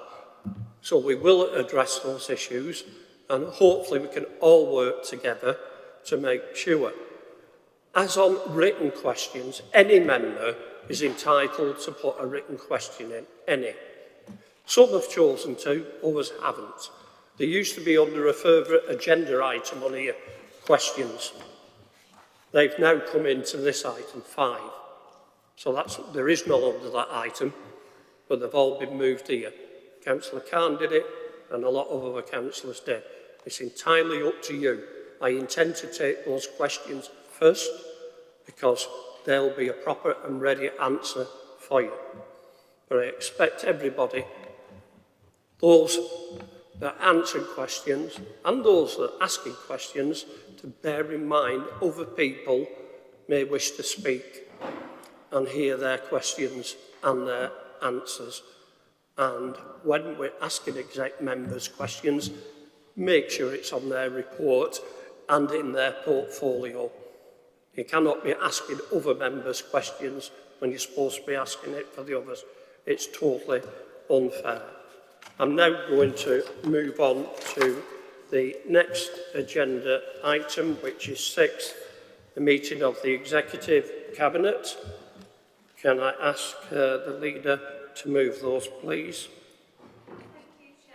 I want to ask if we can move the minutes from the 25th of June. Thank you. Thank you. Are those seconded? Any questions or comments? Councillor Dickinson. Thank you, Chairman. Can I just say I would welcome a meeting where we all work together to improve this system. Thank you. Item 6, Executive Cabinet, 25th of June, minute 4. Executive Cabinet, 31st of July, 2024. In the report summary, quotes, each directorate have plans underway to deliver the 11.8 million savings identified as part of the agreed budget for 24-25 and to mitigate the additional demand. The report also agrees inflationary increases of 9.87 million. 2.4 of the report states adults overspend forecast at just 24,000. 2.12 of the report states children's social care forecast at just 134,000. Move forward 12 months and we have an exec cabinet of the 25th of June 25, item 4, budget outturn, and it doesn't read well at all. Over 40% of savings have not been achieved. Adult services overspend by 4.7 million when it was assumed it would be 24,000. Children's services overspend by 16.38 million, when that was only in the 100,000s. Children's services budget for last year was 86.6 million, with no improvement. So every year we have a financial forecast that make us believe that budgets are under control. And then at year end we have an overspend. For 24-25, just short of 17 million. The answer from this Labour group is not to get the budget under control, but to rob the reserves to the tune of 17 million. And get rid of the two committees that did give openness and transparency to members of the authority. Now there are no finance committees with opposition members on, or even their own backbench members. Just the Cabinet are kept informed of the state of play. So all the talk and videos about being open and transparent and how much the new administration is listening is just that, talk. We are led to believe that this Labour government gave a good settlement to Tameside. So can someone tell me why we are not controlling budgets, despite all the difficulties and inflationary increases? And at what point do we run out of reserves to enable the council to balance the books? Councillors should remember that reserves can be used for other things that might actually improve the borough. So when can we expect strong financial management and more openness from the executive? That's on minute 4. I've got one on minute 5, but do you want me to say that or do you want me to sit down? Yes. Okay. Minute 5, capital outturn report. For the last 6 years, to my knowledge, we have never brought in the capital receipts that were needed and budgeted for. Hence, every year end, instead of the capital programme we wanted and needed, we reprofile and say it's either not needed now or carry it forward for another year. We have assets for sale that have been on the books for 3 or 4 years with no movement at all. I know the Asset Management Committee had no decision-making powers, but it did give members the chance to see what was for sale and push for progress. When Angela Rayner MP talks about land banking by developers, when the Labour government wants to build 1.5 million homes by 29, we have a Labour council that is sitting on the land that fits that criteria. Two-Tree School in Denton, empty, 13 years, worth 12 million then. The council could do an awful lot of capital projects with that kind of money. Still there, still empty, never been advertised for sale, never been on the market at all. Angela Rayner and the Labour government need to go back to the drawing board and not just talk about developers if the actions of this Labour council are typical of many. Thank you, Chairman. Thank you, Councillor Dickinson. Councillor Billington. Sorry? I pressed my button last. It's David first. Sorry, Councillor Tilbrook. Thank you, Chair. Given the budget difficulties, I was surprised to see the decision to renew the contract with Active Tameside for a further 2 years, meaning that we are now tied in with them until March 2028. This is despite the fact that they still have an outstanding loan, which I have a suspicion we will never see paid, and also the fact that there is a backlog of maintenance which the council will be liable for to the tune of 6.5 million. Well, that's based on 2021 prices. Taking normal inflation into account, that's over £8 million today, without the added price pressures on the construction industry. So the review that has now been commissioned, which I suspect has also cost tens of thousands, has come far too late. Knowing that the lease was coming to an end in March next year, work should have started on alternative provisions last year. Labour are now panicking as there's no alternative ready to go, and so have just decided to extend it for a further 2 years, despite all these issues that we've mentioned. Surely it would have been more prudent to extend on a much shorter, rolling term basis. So I would like to know why this has been left too late, and now that the council will be burdened with the backlog of the maintenance, can the Cabinet please confirm where this money will come from, or will we see yet more tax increases on our residents to pay for this inadequacy of poor asset and financial management? Thank you. Councillor Chadwick. Thank you, Chair. I'd like to start, it's regarding agenda item 14, page 32. I'd like to start with the High Town Hall of the Executive Cabinet minutes showing that we've signed off £950,000 for roof repairs and refurbishment, which is fair enough because it's needed. We all know that High Town Hall is underused and has got great potential, and if we're serious about using it for events and community space, then it's right that we invest in our infrastructure. But if we're putting that kind of money into the building, then we've got to make sure the rest of the town centre works with it. There's no point investing in a venue if people can't park nearby. If the market's struggling or its footfall's going nowhere, it's got to be part of a bigger plan, not just a one-off spend. Because we've just heard the Cabinet patting itself on the back over the 2-hour free parking, of which we completely support. However, 45,000 transactions, 25,000 motorists, big numbers, big video, big claims. But speak to residents like I have and Councillor Colborne has, and it's a different story. People fined 5 minutes after parking that has been reported in the correspondence, enforcement officers giving mixed messages, 10 fines overturned in a grace period that didn't even make it into the minutes. If it was all so clearly communicated, why were people getting stung? And then you've got Hamnet Street and Market Place, both pedestrianised, both full of parked cars most days, no tickets, no enforcement. It's like the rules only apply if you're in a proper car park. That's not fair and it's not consistent. Meanwhile, Ashton gets a mention, Staley Bridge gets a street fest, Mosley gets a farmers market, Hyde, no market plan, no footfall data, no joined-up thinking. It's not rocket science that a free parking offer would bring people in. We've said this for over 10 years. And here's the bit that really sticks. Staley Bridge Civic Hall saved £850,000 by going local. No LEP, just smart delivery. And let's be honest, that only happened because of years of pressure from the Conservative side, especially Councillor Dickinson, who's been raising concerns about the LEP for years. So my question is this. How does the Council plan to link that £950,000 investment in High Town Hall with a joined-up approach to parking, market activity and footfall? And can Hyde expect the same kind of savings by going local that Staley Bridge got, thanks to Conservative pressure and scrutiny? Thank you. Councillor Coburn. Thank you, Chair. This is to do with item 4, Executive Cabinet Minutes, 25th of June. As members of the opposition, it's our job to hold this council to account, not to criticise for the sake of it, but to make sure taxpayers' money is spent properly and services stay sustainable. But first, let me be clear.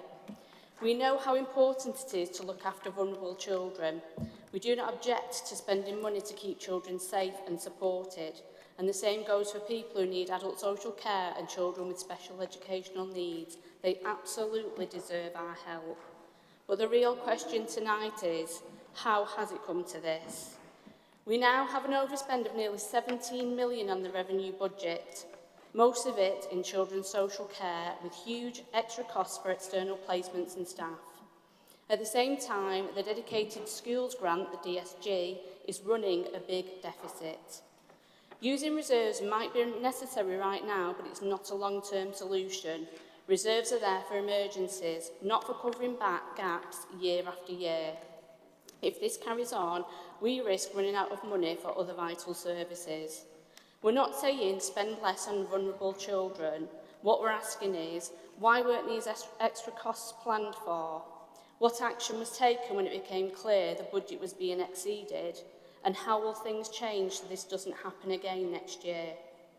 We can all see the pressures are real, demand is rising everywhere, but setting budgets that don't reflect reality, then filling the gap from reserves isn't fair to the public or the people who rely on our services. So tonight, while we accept that reserves have to be used this time because frankly, we've little choice, we ask the Cabinet to come forward with a clear plan. How are we going to manage demand and reduce the need for expensive external placements? What steps will be taken to bring the SEND budget under control? And how will future budgets be set so they are realistic and deliverable? People in our borough deserve good services, but they also deserve honest budgeting and proper planning so those services can continue year after year. Thank you, Chair. Thank you. Councillor Roderick. Chair. Thank you, Chair. I will tackle the questions that I cover in my brief, but I will pass over to other members for their areas. Councillor Dickinson, I agree. You know, we clearly didn't set a budget last year that was fit to cover the cost of running our services last year. Sorry, Chair. Sorry, Chair. My apologies. In terms of going forward, a lot of the measures that I talked about in my speech are around ensuring that we now meet those savings, that the savings that we have proposed are realistic. This is why we're doing the monthly monitoring now, and also why we've put aside that 7.7 million in terms of a contingency for children's services, and also doing measures for adult services to ensure that where there is high demand, we have that flexibility within the budget so that we're not having to dip into reserves, because, as you say, doing that is not sustainable. We've gone from 50 odd million to 35 million with a 17 million overspend. So, you know, we've got 2 more years of doing that before we run out of reserves. On reserves, we are reviewing our current reserve position, ensuring that we have simplifying our available reserves into a single pot so that we have a much clearer way of managing our reserves, so it's not as opaque as it has previously been.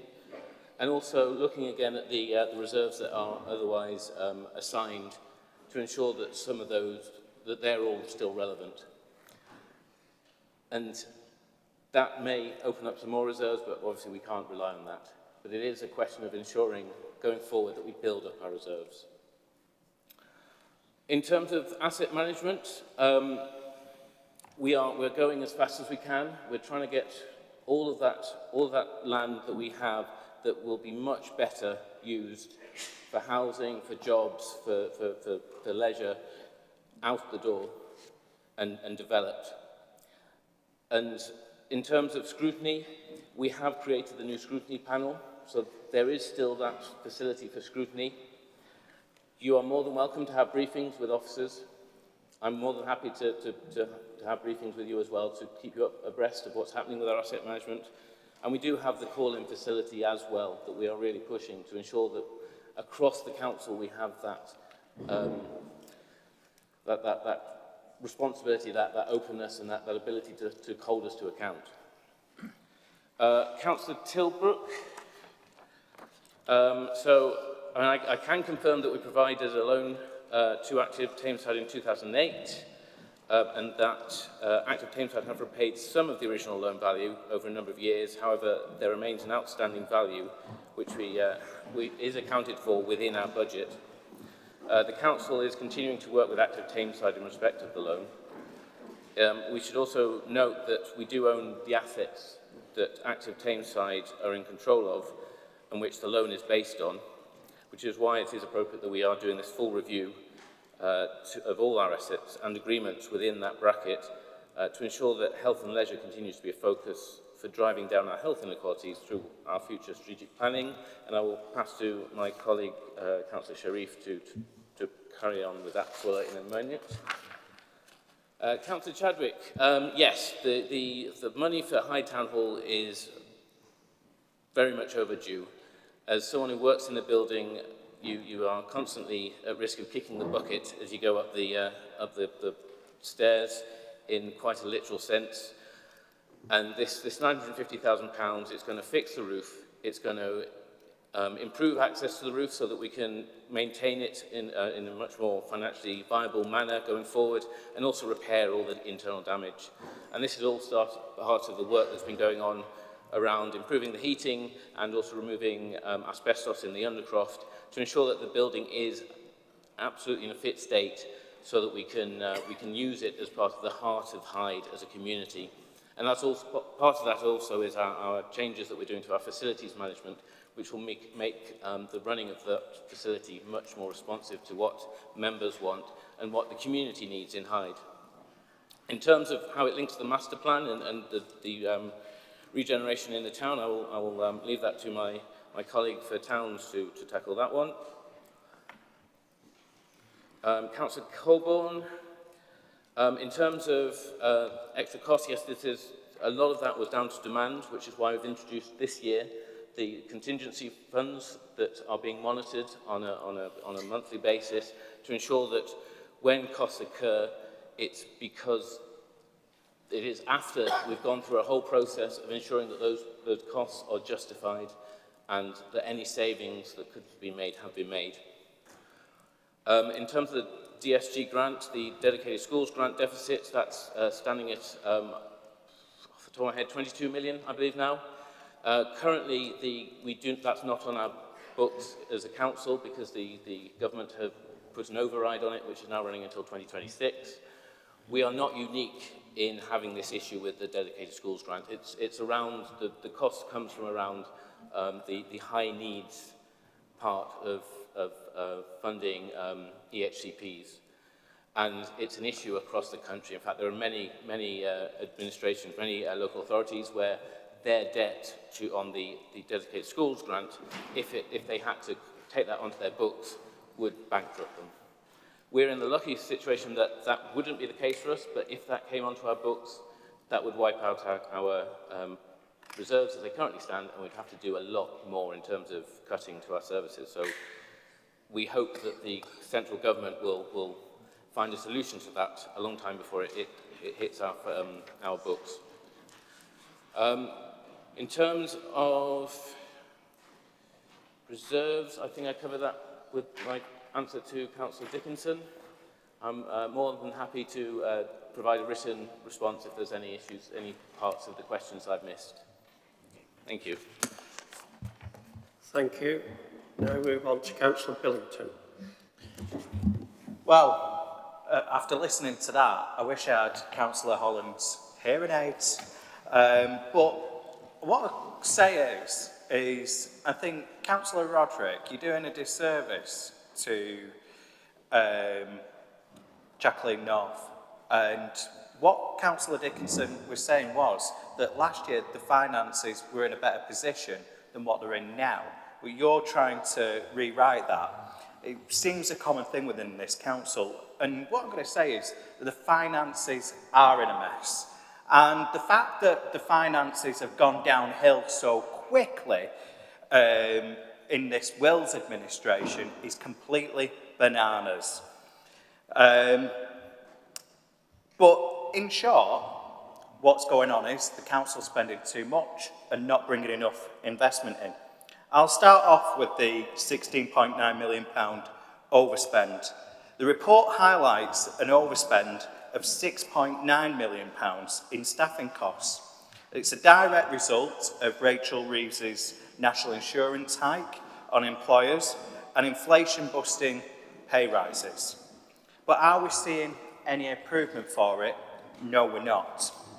Funnily enough, there was a line in the last budget which you presented in February, Councillor Roderick, for £6.9 million described as a staff-related investment.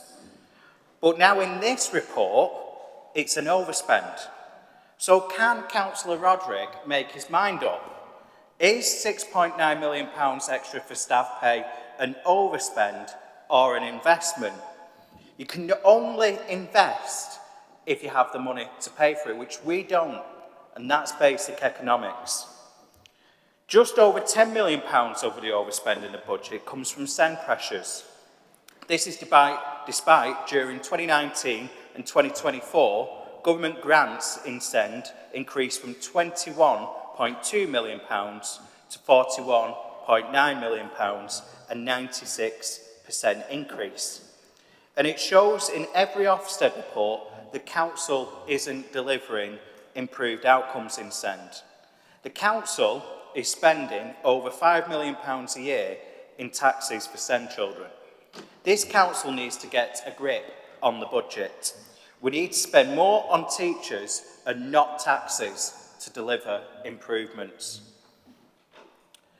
And although the law doesn't allow us currently, I really do think we need to start pressuring the government to assess that if a parent is in receipt of a mobility allowance with a car, they should not be then double dipping and getting a taxi paid for by this council. That's not fair to the taxpayers of Tameside.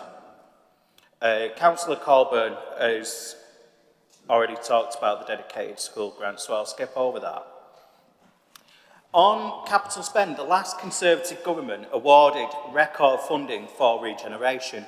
The council says that they're having problems spending it, and exec cabinet reports show that levelling up schemes running behind in Ashton and Denton. Plans for growth in Hyde, Droylsden also show a red rating. The council cites inflationary pressures, but these costs are brought on by yourselves over your lack of action to deal with the LEP, which massively ran over budget. The council is not bringing in enough capital receipts, and as my colleague Councillor Dickinson stated, you're running away from scrutiny by removing strategic planning and capital monitoring. We're being gaslit by the leader who feigns the victim by saying that she makes great sacrifices as leader on a £70,000 council salary. She says she's being open and transparent, but does the opposite by covering up her failures and running off hiding to cans on a taxpayer-funded jolly. We are still none the wiser how much investment she brought in, despite this trip costing nearly £10,000. Debt. Debt at this council is a ticking time bomb, standing at £146 million, and it isn't forecast to be paid off past 2070. Most of us in here will be dead by then. I probably will, looking the way I am at the moment. The decisions of this council impact the future of the generations that we need to leave something behind to make sure that we have a good council to leave to our children and grandchildren. And the way that the debt is being run at the moment, that is no way to run a council. And on debt, the council has decided to write off £1.7 million. This includes hundreds of thousands of pounds from the Bangladeshi High Commission. Why isn't the council pursuing this? The council should place an attachment order on their property to ensure that this money is fully recovered. Bear in mind that we're told that a 1% council tax rise raises £1 million for the council. Add the debt write-off to the £3.7 million savings shortfall, and the council has already factored in a 5% council tax increase for next year, without any improvements to services facing the growing challenges in education and the economy of the borough. So what's Labour's answer to get out of this mess? Well, just like Robert Maxwell, he recently dipped its hand into staff pensions. Yes, it borrowed £10 million from Greater Manchester Pension Fund to help with liquidity issues at this council. And given that Rachel Reeves wants control of the pension fund for herself, it doesn't really bode well for pensions when politicians feel they can dip in and out of it as and when it suits. That is just wrong. But this is no way to run a council. But are we really surprised? The interim chief executive, Mr. Harry Cafferall, in his final year of office at Oldham Council, drew up a £20 million black hole in their finances. But he's off just in time now to take a politically appointed ministerial position at Warrington Council, which is £1.9 billion of debt. So, God help them. Thank you. Thank you, Councillor Hillington. Some of them questions were off the mark, as you are well aware.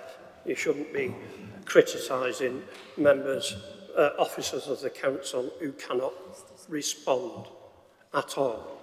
I am glad you take this issue serious, because it is very serious how we deal with our finances. No council's finances are brilliant, following 14 years of austerity under the previous government. But I, like all these members, will look forward in February, Councillor Billington, to your budget and see how you're going to address that. I'm sure we'll have a lively debate amongst all the other councillors. Councillor Roderick, I'm bringing you in to respond directly to Councillor Billington. Thank you, Chair. Callow grandstanding aside, I'd like to thank Councillor Billington for reminding me that Councillor Dickinson did ask about the capital budget. Again, I agree. We had to reprofile about 80% of that budget last year, and one of the key things that has changed this year is we now have our growth unit in place, which is a dedicated unit that is designed to drive forward those capital projects, so we get those capital income, because that is absolutely an investment into the future of this borough, and we absolutely need to be getting that right. So I absolutely agree that we need to do better on that. On debt write-off, I mean, our Exchequer services, they have an incredibly thorough process of debt recovery. Debt write-off is always a last resort. We do debt write-offs because it's a regulatory requirement, but on a practical level, it also ensures that we can do accurate financial planning based on recoverable income rather than income that we will never realise. It also prevents costs of pursuing debt that won't be recovered and allows resource to be focused on debts that we can recover. Having said that, we are going through certain improvements. The reason that we had such a high value of debt write-off in this report was a lot of it was historic debt that should have been dealt with a while ago, but wasn't. So we're introducing new processes as we go through our debt process, including more and better sort of early interventions with debtors. We're improving our risk assessment of our debt. We're also doing proactive engagement with businesses and residents to make sure that they're aware of the services available.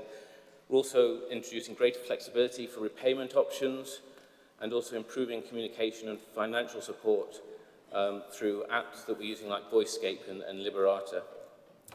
We're also using automated monitoring to reduce costs and improve reliability as we track our debt. And this is all part of the digital transformation that we're currently going through. We're also having regular audits of outstanding debt and providing staff training for better negotiation and financial resolution. So the contract with Liberata is for an initial 12 months to give us that expertise on financial resolution and negotiation. In the meantime, we'll be training up our own staff so that we gain that ability within our own people to do that role. And we're also ensuring, of course, that we review previous write-offs for lessons learned.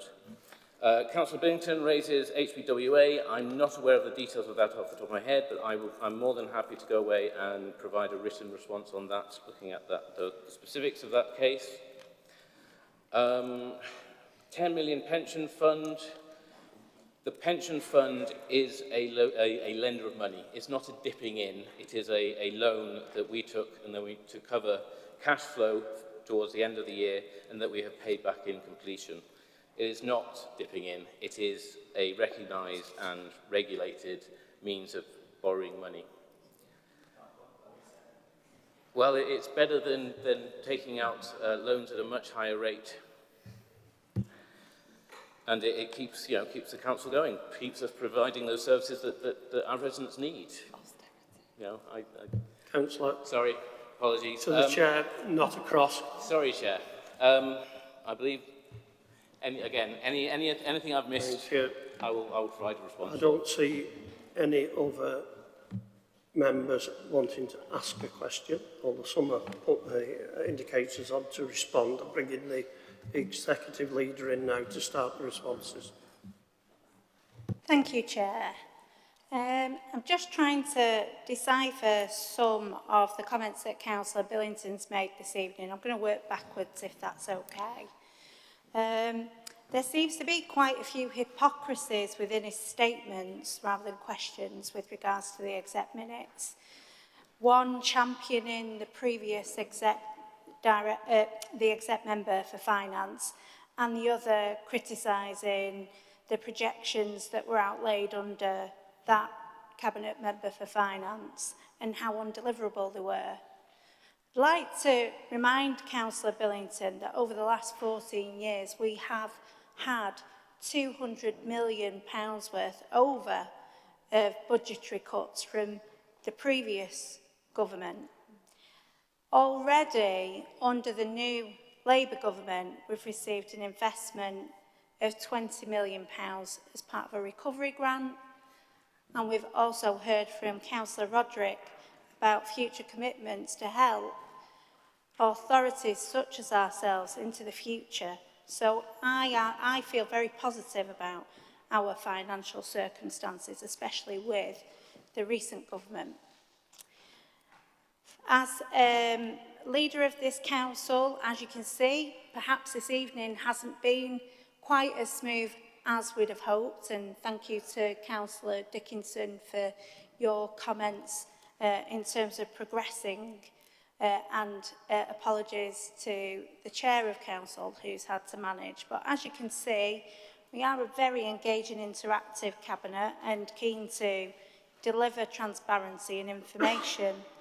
And it's a work in progress. We'll continue to deliver the information, the positives. And I'm going to talk now about some of those positives. Councillor Billington referred to SEM provision and taxes in the authority. We've made a significant investment of over £1.5 million for SEM resource bases into our schools so that children can access SEM provision on their doorstep. Not because we're trying to drive down taxes, however, you know, that is a positive influence of that, but because it's the right thing to do to allow children to have the provision that they require in the area that they live, and for parents to have that peer support in an area where they can engage in. So that's the right thing to do, and we've done that, and not to be delivered in 2 years' time, to start in September. So I think we're doing some great things. One of the other things I wanted to speak to is Councillor Chadwick's point with regards to car parking. Just to quote the figures, over 11,000 users came into our car parks in Tameside in the first week.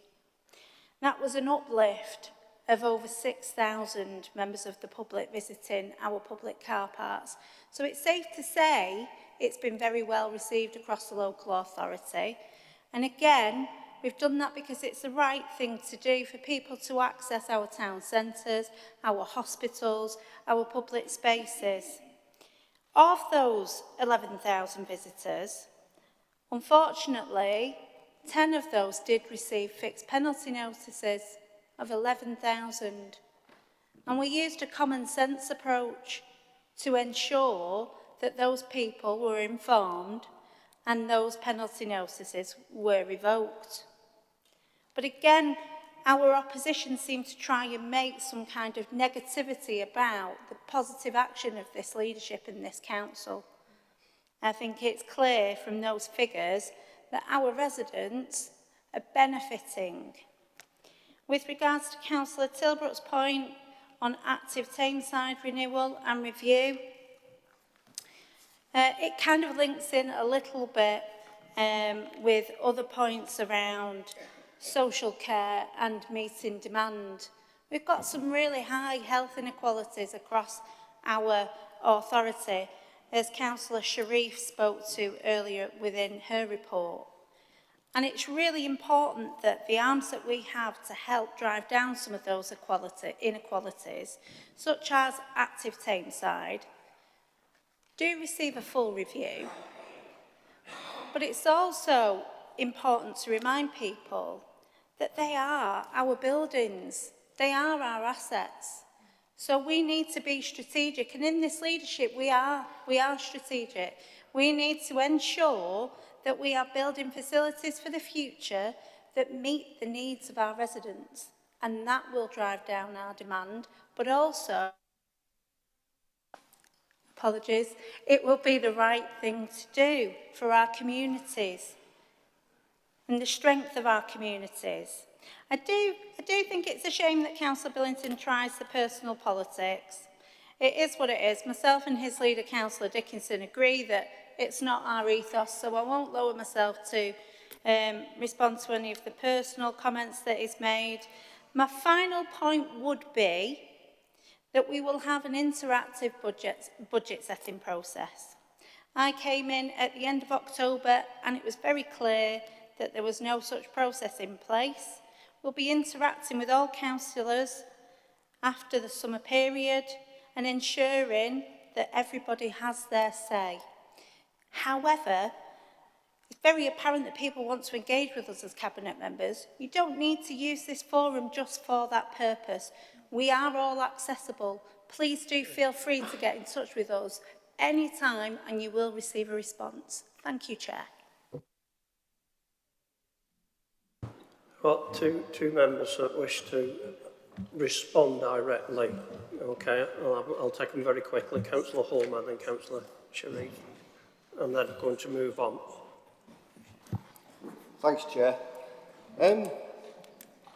Around the parking enforcement, there was always, when we brought the parking offer in, there was always a grace period built into that.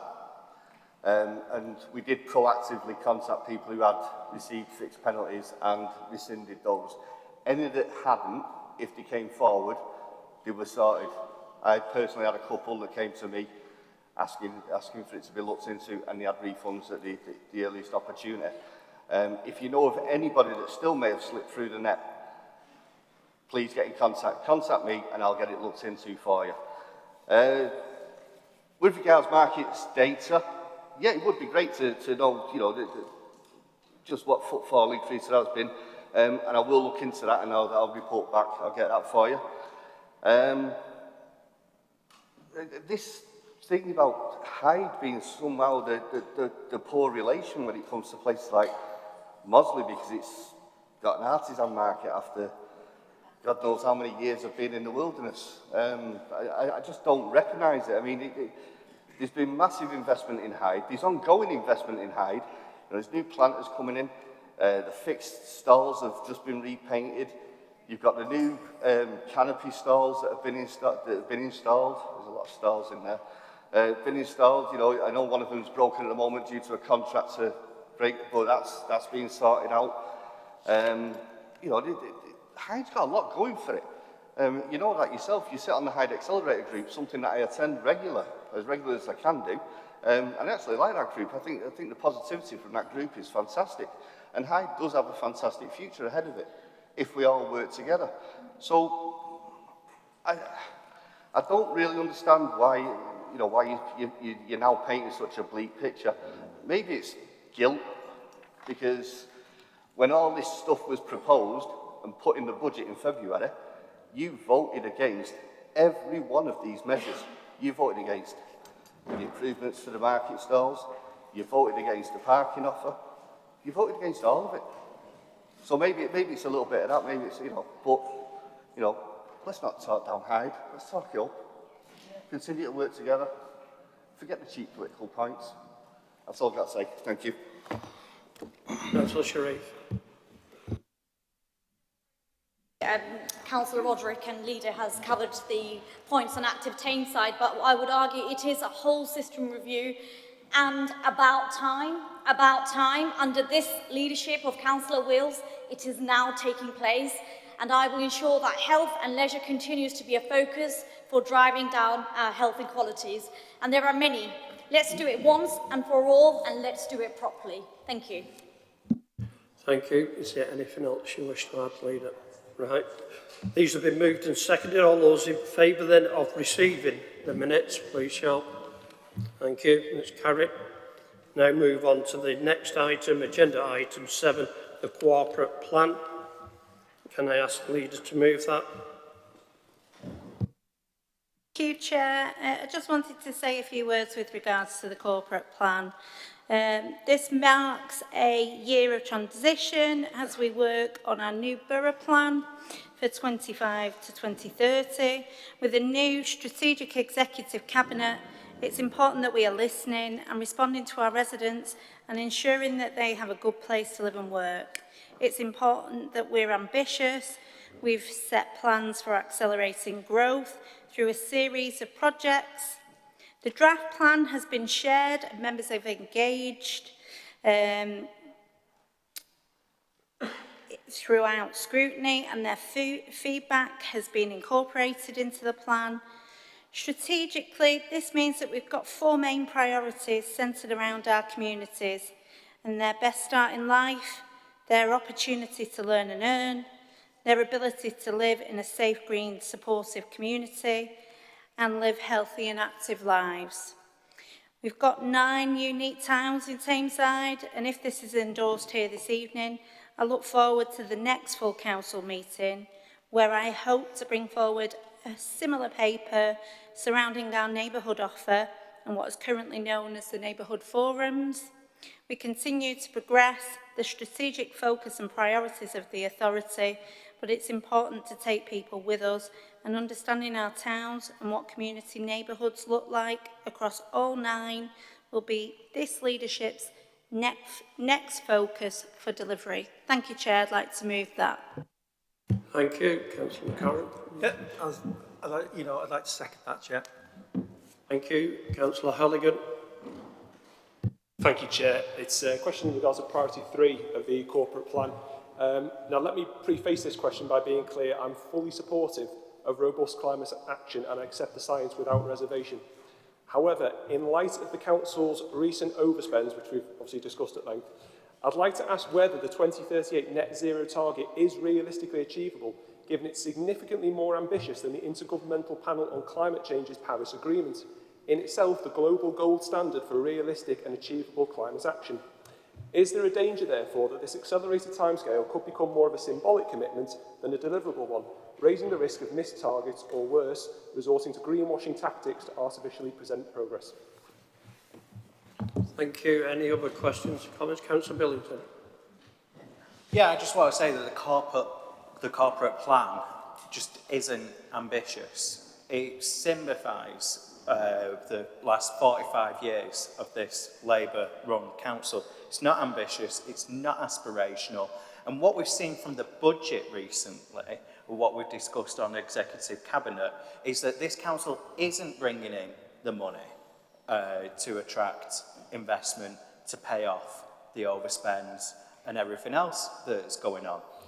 What we need to do is we need to have more executive homes. That might seem very unpopular to say, but you know, when you factor in that we've got 92% of housing is band A or B, we need to bring our council tax base up so that we are competitive with places like Stockport and Trafford, because that is how we'll afford to pay for better services that our residents deserve, not by adding on further demographic pressures being seen as the dumping ground of Greater Manchester, as councils like Manchester City Council do, where they're buying up properties in Tameside because they're cheaper and then it's off their books. So we need to be more aspirational when it comes to education, to skills, to growth. But that hasn't been happening. I don't see that coming through either. There's obviously been opportunities there. Brought up at the last council meeting that we had Rolls-Royce knocking at the door wanting to build an Ashton Moss. Now, Councillor Sweeton said I lied when I quoted that, but I've got the clip of the video and it's there clear as day. So we need to be ambitious, we need to be bold for the borough, because that is what our residents deserve. Thank you. Councillor McCarron. Yeah, thank you for that. I'd just like to agree with Councillor Billington about ambition. I don't necessarily agree with the comments he's made about the corporate plan, but I mentioned earlier how the targets for housing have gone up from 550 to 1100 from next year. That's across all sectors. It's not just social housing and affordable housing. The vast majority of that will be aspirational houses, and I agree with the fact that we need to raise our council tax base as well. I just wanted to reiterate, I did mention about our registered providers, but we are looking to accelerate the development of houses throughout the borough, and it's really, really important, and I don't think there's any greater example of that than Godley Green. Thank you. That's the executive leader's sum up. Thank you. With regards to Councillor Halligan's question on net zero, Councillor Ball may wish to give a little bit of detail from her standpoint, with that being from her executive portfolio. But what I would say as leader is that we're about to engage a new transformation board where we have a full 360 accountability within that, driving things forward. So if at any point anything comes through where there are any red rag rating, for want of a better word, that suggests that this is unachievable, then that will be something that's driven through the transformation board, where we challenge ourselves and are accountable. But as I'm sure you'd appreciate, and you did say it in your speech, Councillor Halligan, it is a huge priority for us across the country, let alone across the authority.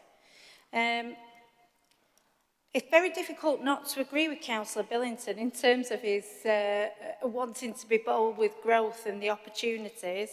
I agree wholeheartedly, and I would hope that, given some of the things that he's seen being delivered of late, that he'd be giving me a round of applause and patting me on the back for accelerating growth. Certainly the introduction of the new strategic growth unit will show. The announcement of our Mayoral Development Corporation will show the ambitions that this leadership's got for growth in Tameside. There are more sites than just Ashton Moss, but absolutely Ashton Moss is a prime employment site. And given the platforms that Councillor Billington chooses to use, I'm not sure that I'll include him in those conversations until we've shored those up. Thank you, Chair. Thank you. All those in favour of accepting the plan and the recommendations, please show. That's carried. Thank you. We'll now move on to the next agenda item 8, Joint Minerals and Waste Plan. Councillor McLaren. Yeah, it's the recommendation set out in the report to be agreed. Is that seconded? Sorry. Thank you. Any questions or comments on this lively subject? No? Thank you. Do you all accept that? Thank you. Now moving on to agenda item 9, review of Hackney carriage and private hire policies. Can I ask those that are involved in the taxi trade to please leave the room?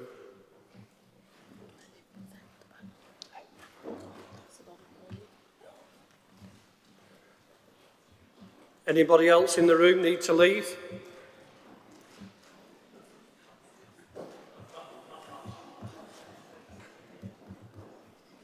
You make sure we get. We'll have to make sure elected members do declare your interest, please. That's all of us. Can I ask Councillor Boyle to move the report?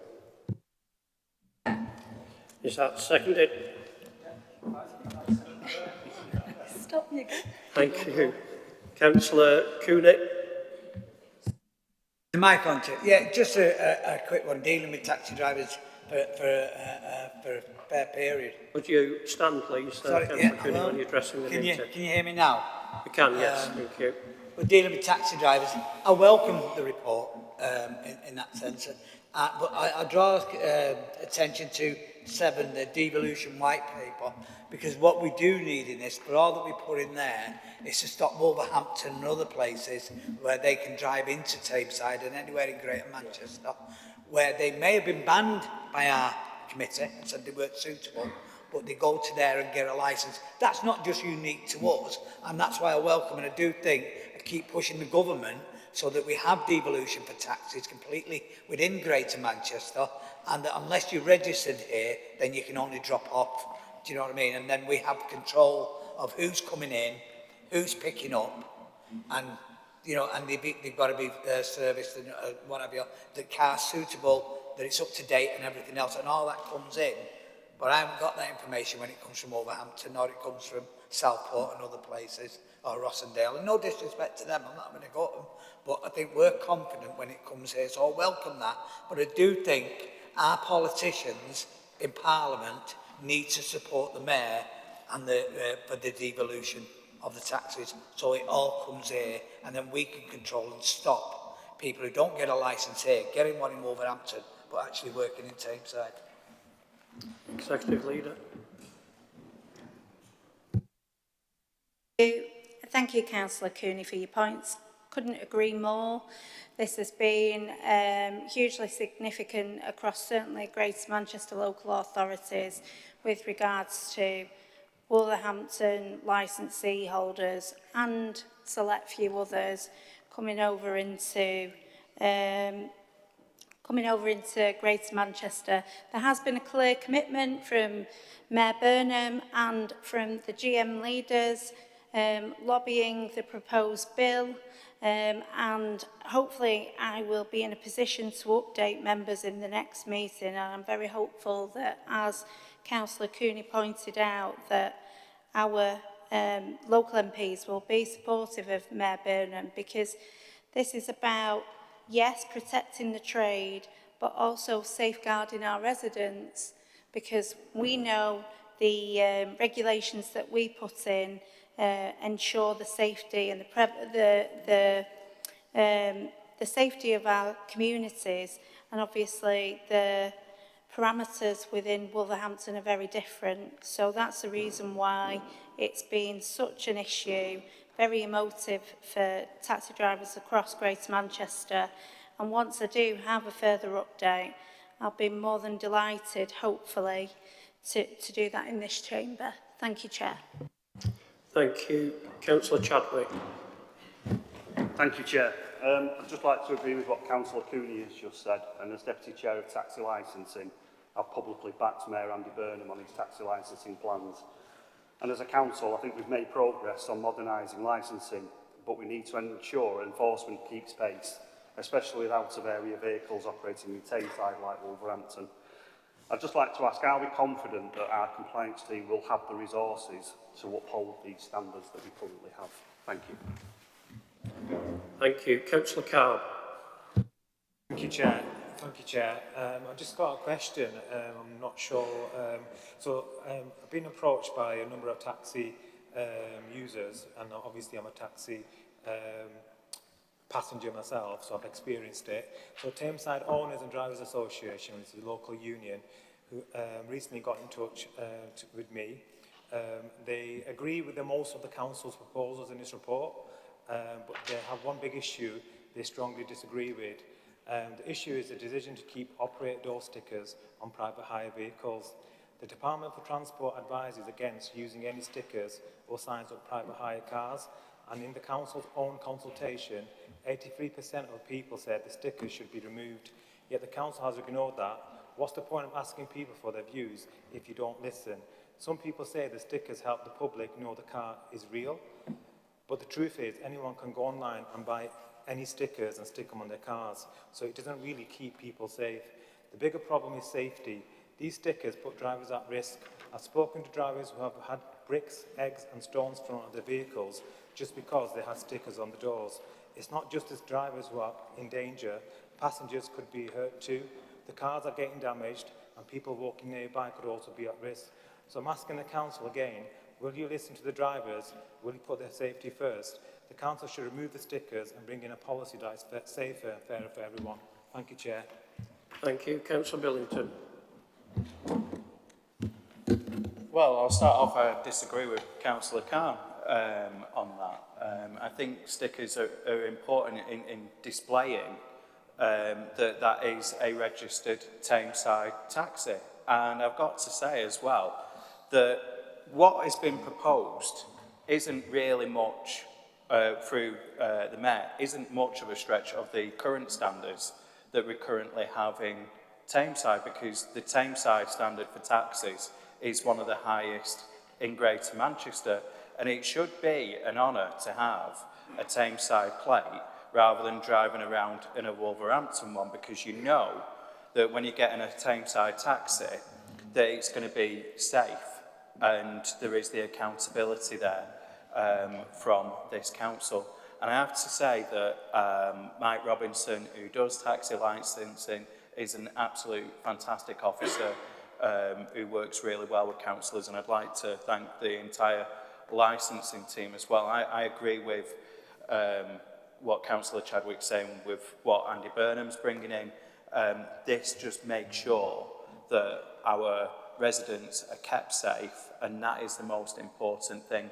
And that gives the confidence then for people to use more taxis, because at the moment there's a lot of taxis in Wolverhampton which are coming here and doing bad things. One of the things that we've discussed is having CCTV in taxis. Now, that isn't a requirement currently, but I think it should be looked at in future to ensure that there is that transparency and accountability between the passenger and the driver. So I do agree with the proposals that have been put forward. I think it's very strong. It puts the customer first, but also gives those protections to the trade as well. So I'll be voting in favour of this report. Thank you. Thank you, Councillor Billington. Councillor Boyle, to sum up, please. Sum up. With regard to some of the comments made... Councillor Boyle, could you stand, please?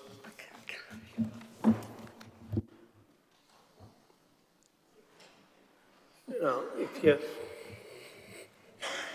With regard to some of the comments made, we did carry out a full consultation with Children's Services and with women.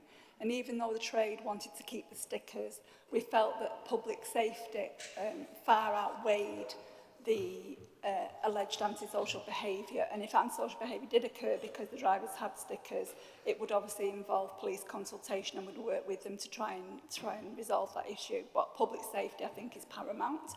So it prevents bogus drivers, people getting into taxis that are not proper taxis, and we felt, to keep our high standards, that we should keep the stickers in place.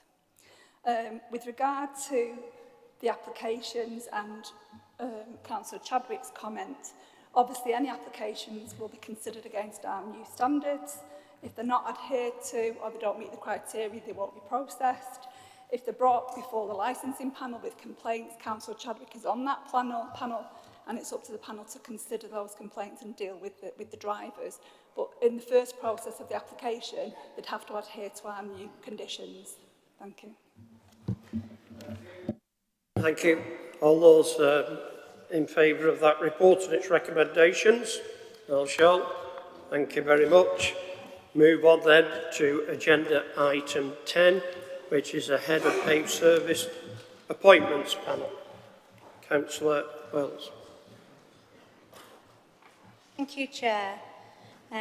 Going to move the item in a moment and then ask Councillor Dickinson to come in and second the item. I think it's important to say that this is a significant period for Tameside, and we had a rigorous recruitment process, one of which involved cross-party members, staff, children, directorates, as well as the cabinet. So it really was a great process that we went through. Unfortunately, put all our applicants through to ensure that we got the right person for Tameside. Today marks a turning point in our journey together. One defined not simply by the passage of time or policy, but by leadership. Leadership that understands, evolves and uplifts. With that, yeah. No, that was for the panel hearing. That's what that is. Yeah, okay. Find my place again. It is confusing. I saw it myself. And yeah, that's what it means. Yeah. Sorry, continue. No problem. I am honoured to formally introduce this paper for the approval of full council today, following the unanimous decision of the appointments panel to the appointment of Emma Alexander. As I said earlier, she hopefully is still with us this evening, but it has been quite a long meeting, for the new Chief Executive of Tameside Council. This is not merely a procedural decision, it is a strategic moment, a moment where we affirm our collective ambitions for a resilient, responsive and people-focused borough. Let me begin by extending our heartfelt gratitude to Harry Catherall, whose leadership during times of both pressure and progress have left an indelible mark on the organisation and our valuable staff. Thank you, Harry. The legacy of calm during crisis, clarity and complexity, and caring governance is one we all deeply respect. To all officers and staff who engaged in this appointment process, thank you. Your professionalism, integrity and insight have ensured a rigorous and inclusive selection that places the future of Tameside in capable hands. Our new Chief Executive, if endorsed this evening, brings with them not just experience, but vision, not just a CV, but a calling. Their leadership is rooted in inclusion, service, and strategic foresight. Emma has demonstrated throughout her selection process a deep understanding of the unique social and economic fabric of Tameside. Her readiness is clear and her enthusiasm is contagious. She is a leader who listens, a professional who leads from within, a partner who will work alongside each of us to shape a council that is modern in its tools and timeless in its values. With this appointment, we are not just filling a post, we are fueling momentum. As we move forward, collaboration remains our foundation, indicative of the inclusion of members. This leadership is not about hierarchy, it's about harmony between officers, councillors, communities and our partners. That's how we build trust. That's how we deliver results. Let us all welcome our new Chief Executive with confidence of a united council, the warmth of a committed community, and the expectation that together we can and will rise to the moment. Because while leadership matters, partnership sustains, and this appointment is not the conclusion of a recruitment process, it's the beginning of a renewed purpose. Let this be our message today. Tameside does not wait for progress, it leads it. Thank you, Chair. Before I ask Councillor Dickinson to second it, could I ask you, Leader, to move the recommendations on the order paper, please? If I could move the recommendations set out in the report, today we'll go for it. Yes. Chair, can I just change of minutes? My name is in there, but I need to... Yeah, we're not on that, Councillor. It's on your yellow order paper. So if I can move that Emma Alexander be appointed to the statutory role of Chief Executive, Head of Paid Service on a permanent basis to be paid at the relevant salary scale, currently $198,000, subject to pay award. That Emma Alexander be permanently appointed as electoral registration officer for any constituency or part of a constituency coterminous with or contained in Tameside Metropolitan Borough and returning officer for local parliamentary and other election referendums. The role of place-based lead as determined by GM NHS ICB continue to be held by the Chief Exec, Head of Paid Service, And finally, that the current arrangements for the interim chief executive continue until the new chief executive starts with the council. Apologies, Chair. Thank you. Thank you. Is that Secretary Councillor Dickinson? Yes, Chairman. I would like to say I'm very pleased to second Emma Alexander's appointment as Tameside's new chief executive. There were 3 Conservative members on the interview panel, which I have to say was very interesting. We were all unanimous in selecting Emma as the right choice for Tameside, an outstanding candidate. We welcome her to her new role, look forward to working with her and wish her all the best for the future with Tameside. Can I also just say I would like to thank Harry personally for his time here and for the meetings we've had have been, I think, very productive. Thank you for listening and thank you for helping. Thank you, Councillor Dickinson. That's been moved and seconded. All those in favour, please show. That's carried unanimously. Welcome, Emma. If you don't mind just standing for a second so all members can see who you are other than the executive. Thank you very much.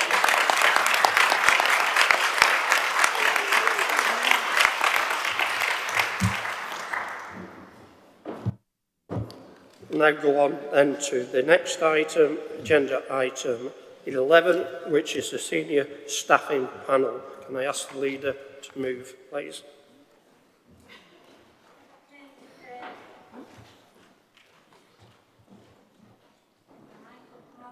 There we go. I would ask that we move the report and the recommendations set out. Thank you. That's seconded. Yeah, I'll second that, Chair. Thank you. Any questions or comments on it? No? All those in favour then, please show. Thank you. That's carried. We'll now go on to one that I don't think will have much debate. Item 12. Oh, sorry, Chair. I can't forget that one. Item 12. I know it's been a long evening, but I want to read a statement out at the beginning to make clear what you're actually voting on and what you're actually debating. This is the report from the Council Monitoring Officer in respect of the Standards Subcommittee's decision held on the 16th of June 2025, which is attached to the report.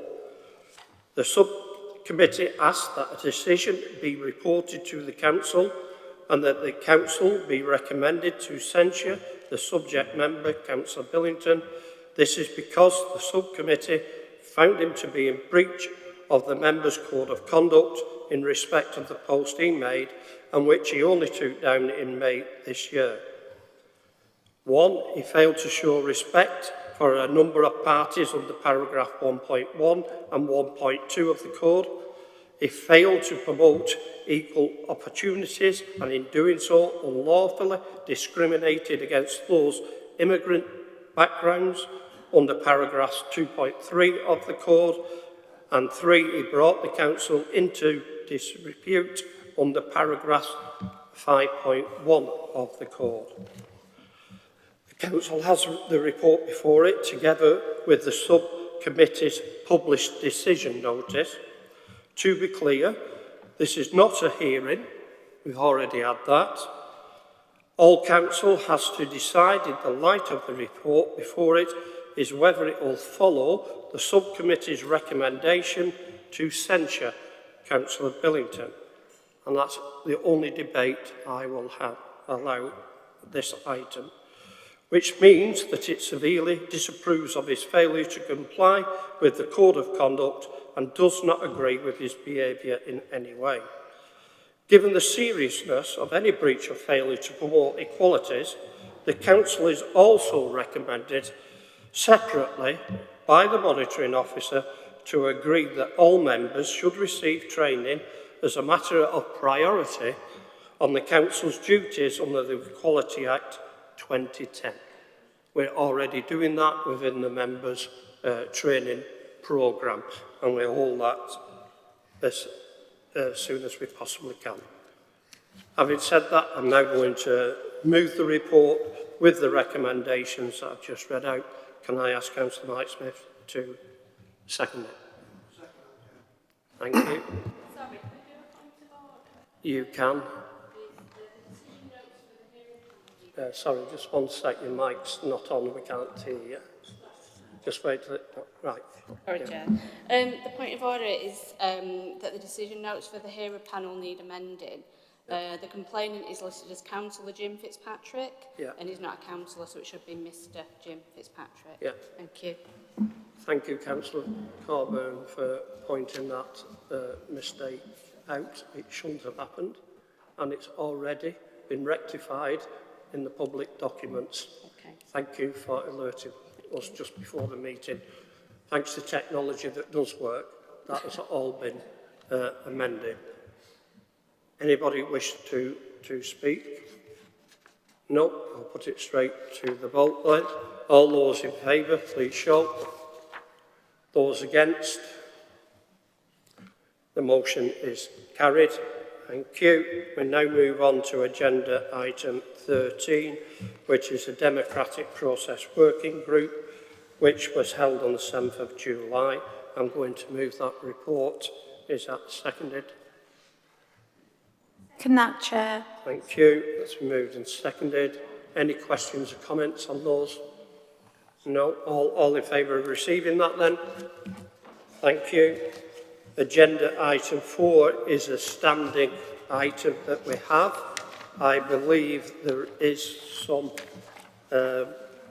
movements on here. Could I ask the Leader of the Council to move them, please, and list them? Thank you, Chair. I would like to move the recommendations that are tabled in the document that all councillors have received. Thank you. Yeah, okay. Is that seconded? Yeah, I'll second that, Chair. Thank you. Are you all happy for that to be noted? Agenda item 15, it says questions here. That's the normal one where your members ask questions. That will not now appear because that's under the executive members' reports and the leaders. So if you do wish to ask any questions of the executive, which you can do, put it in advance, please. That ensures that there will be asked. And we will tighten up on the procedures as I've already mentioned before. I think it's very important that we do work together as a team. And on that, I'll be asking now our Chief Executive, Harry, to arrange a meeting between myself and the three leaders, Councillor Wills, Councillor Dickinson, Councillor Khan, before the next meeting in October, so we can try and make this a venue where we all feel safe, we feel comfortable, and it doesn't turn into a toxic meeting in future. Okay? Thank you all for your attendance. We will address the issue on the microphones to benefit people at the back, and I apologise again to you for that. There are no urgent items. That is the end of the meeting. Thank you.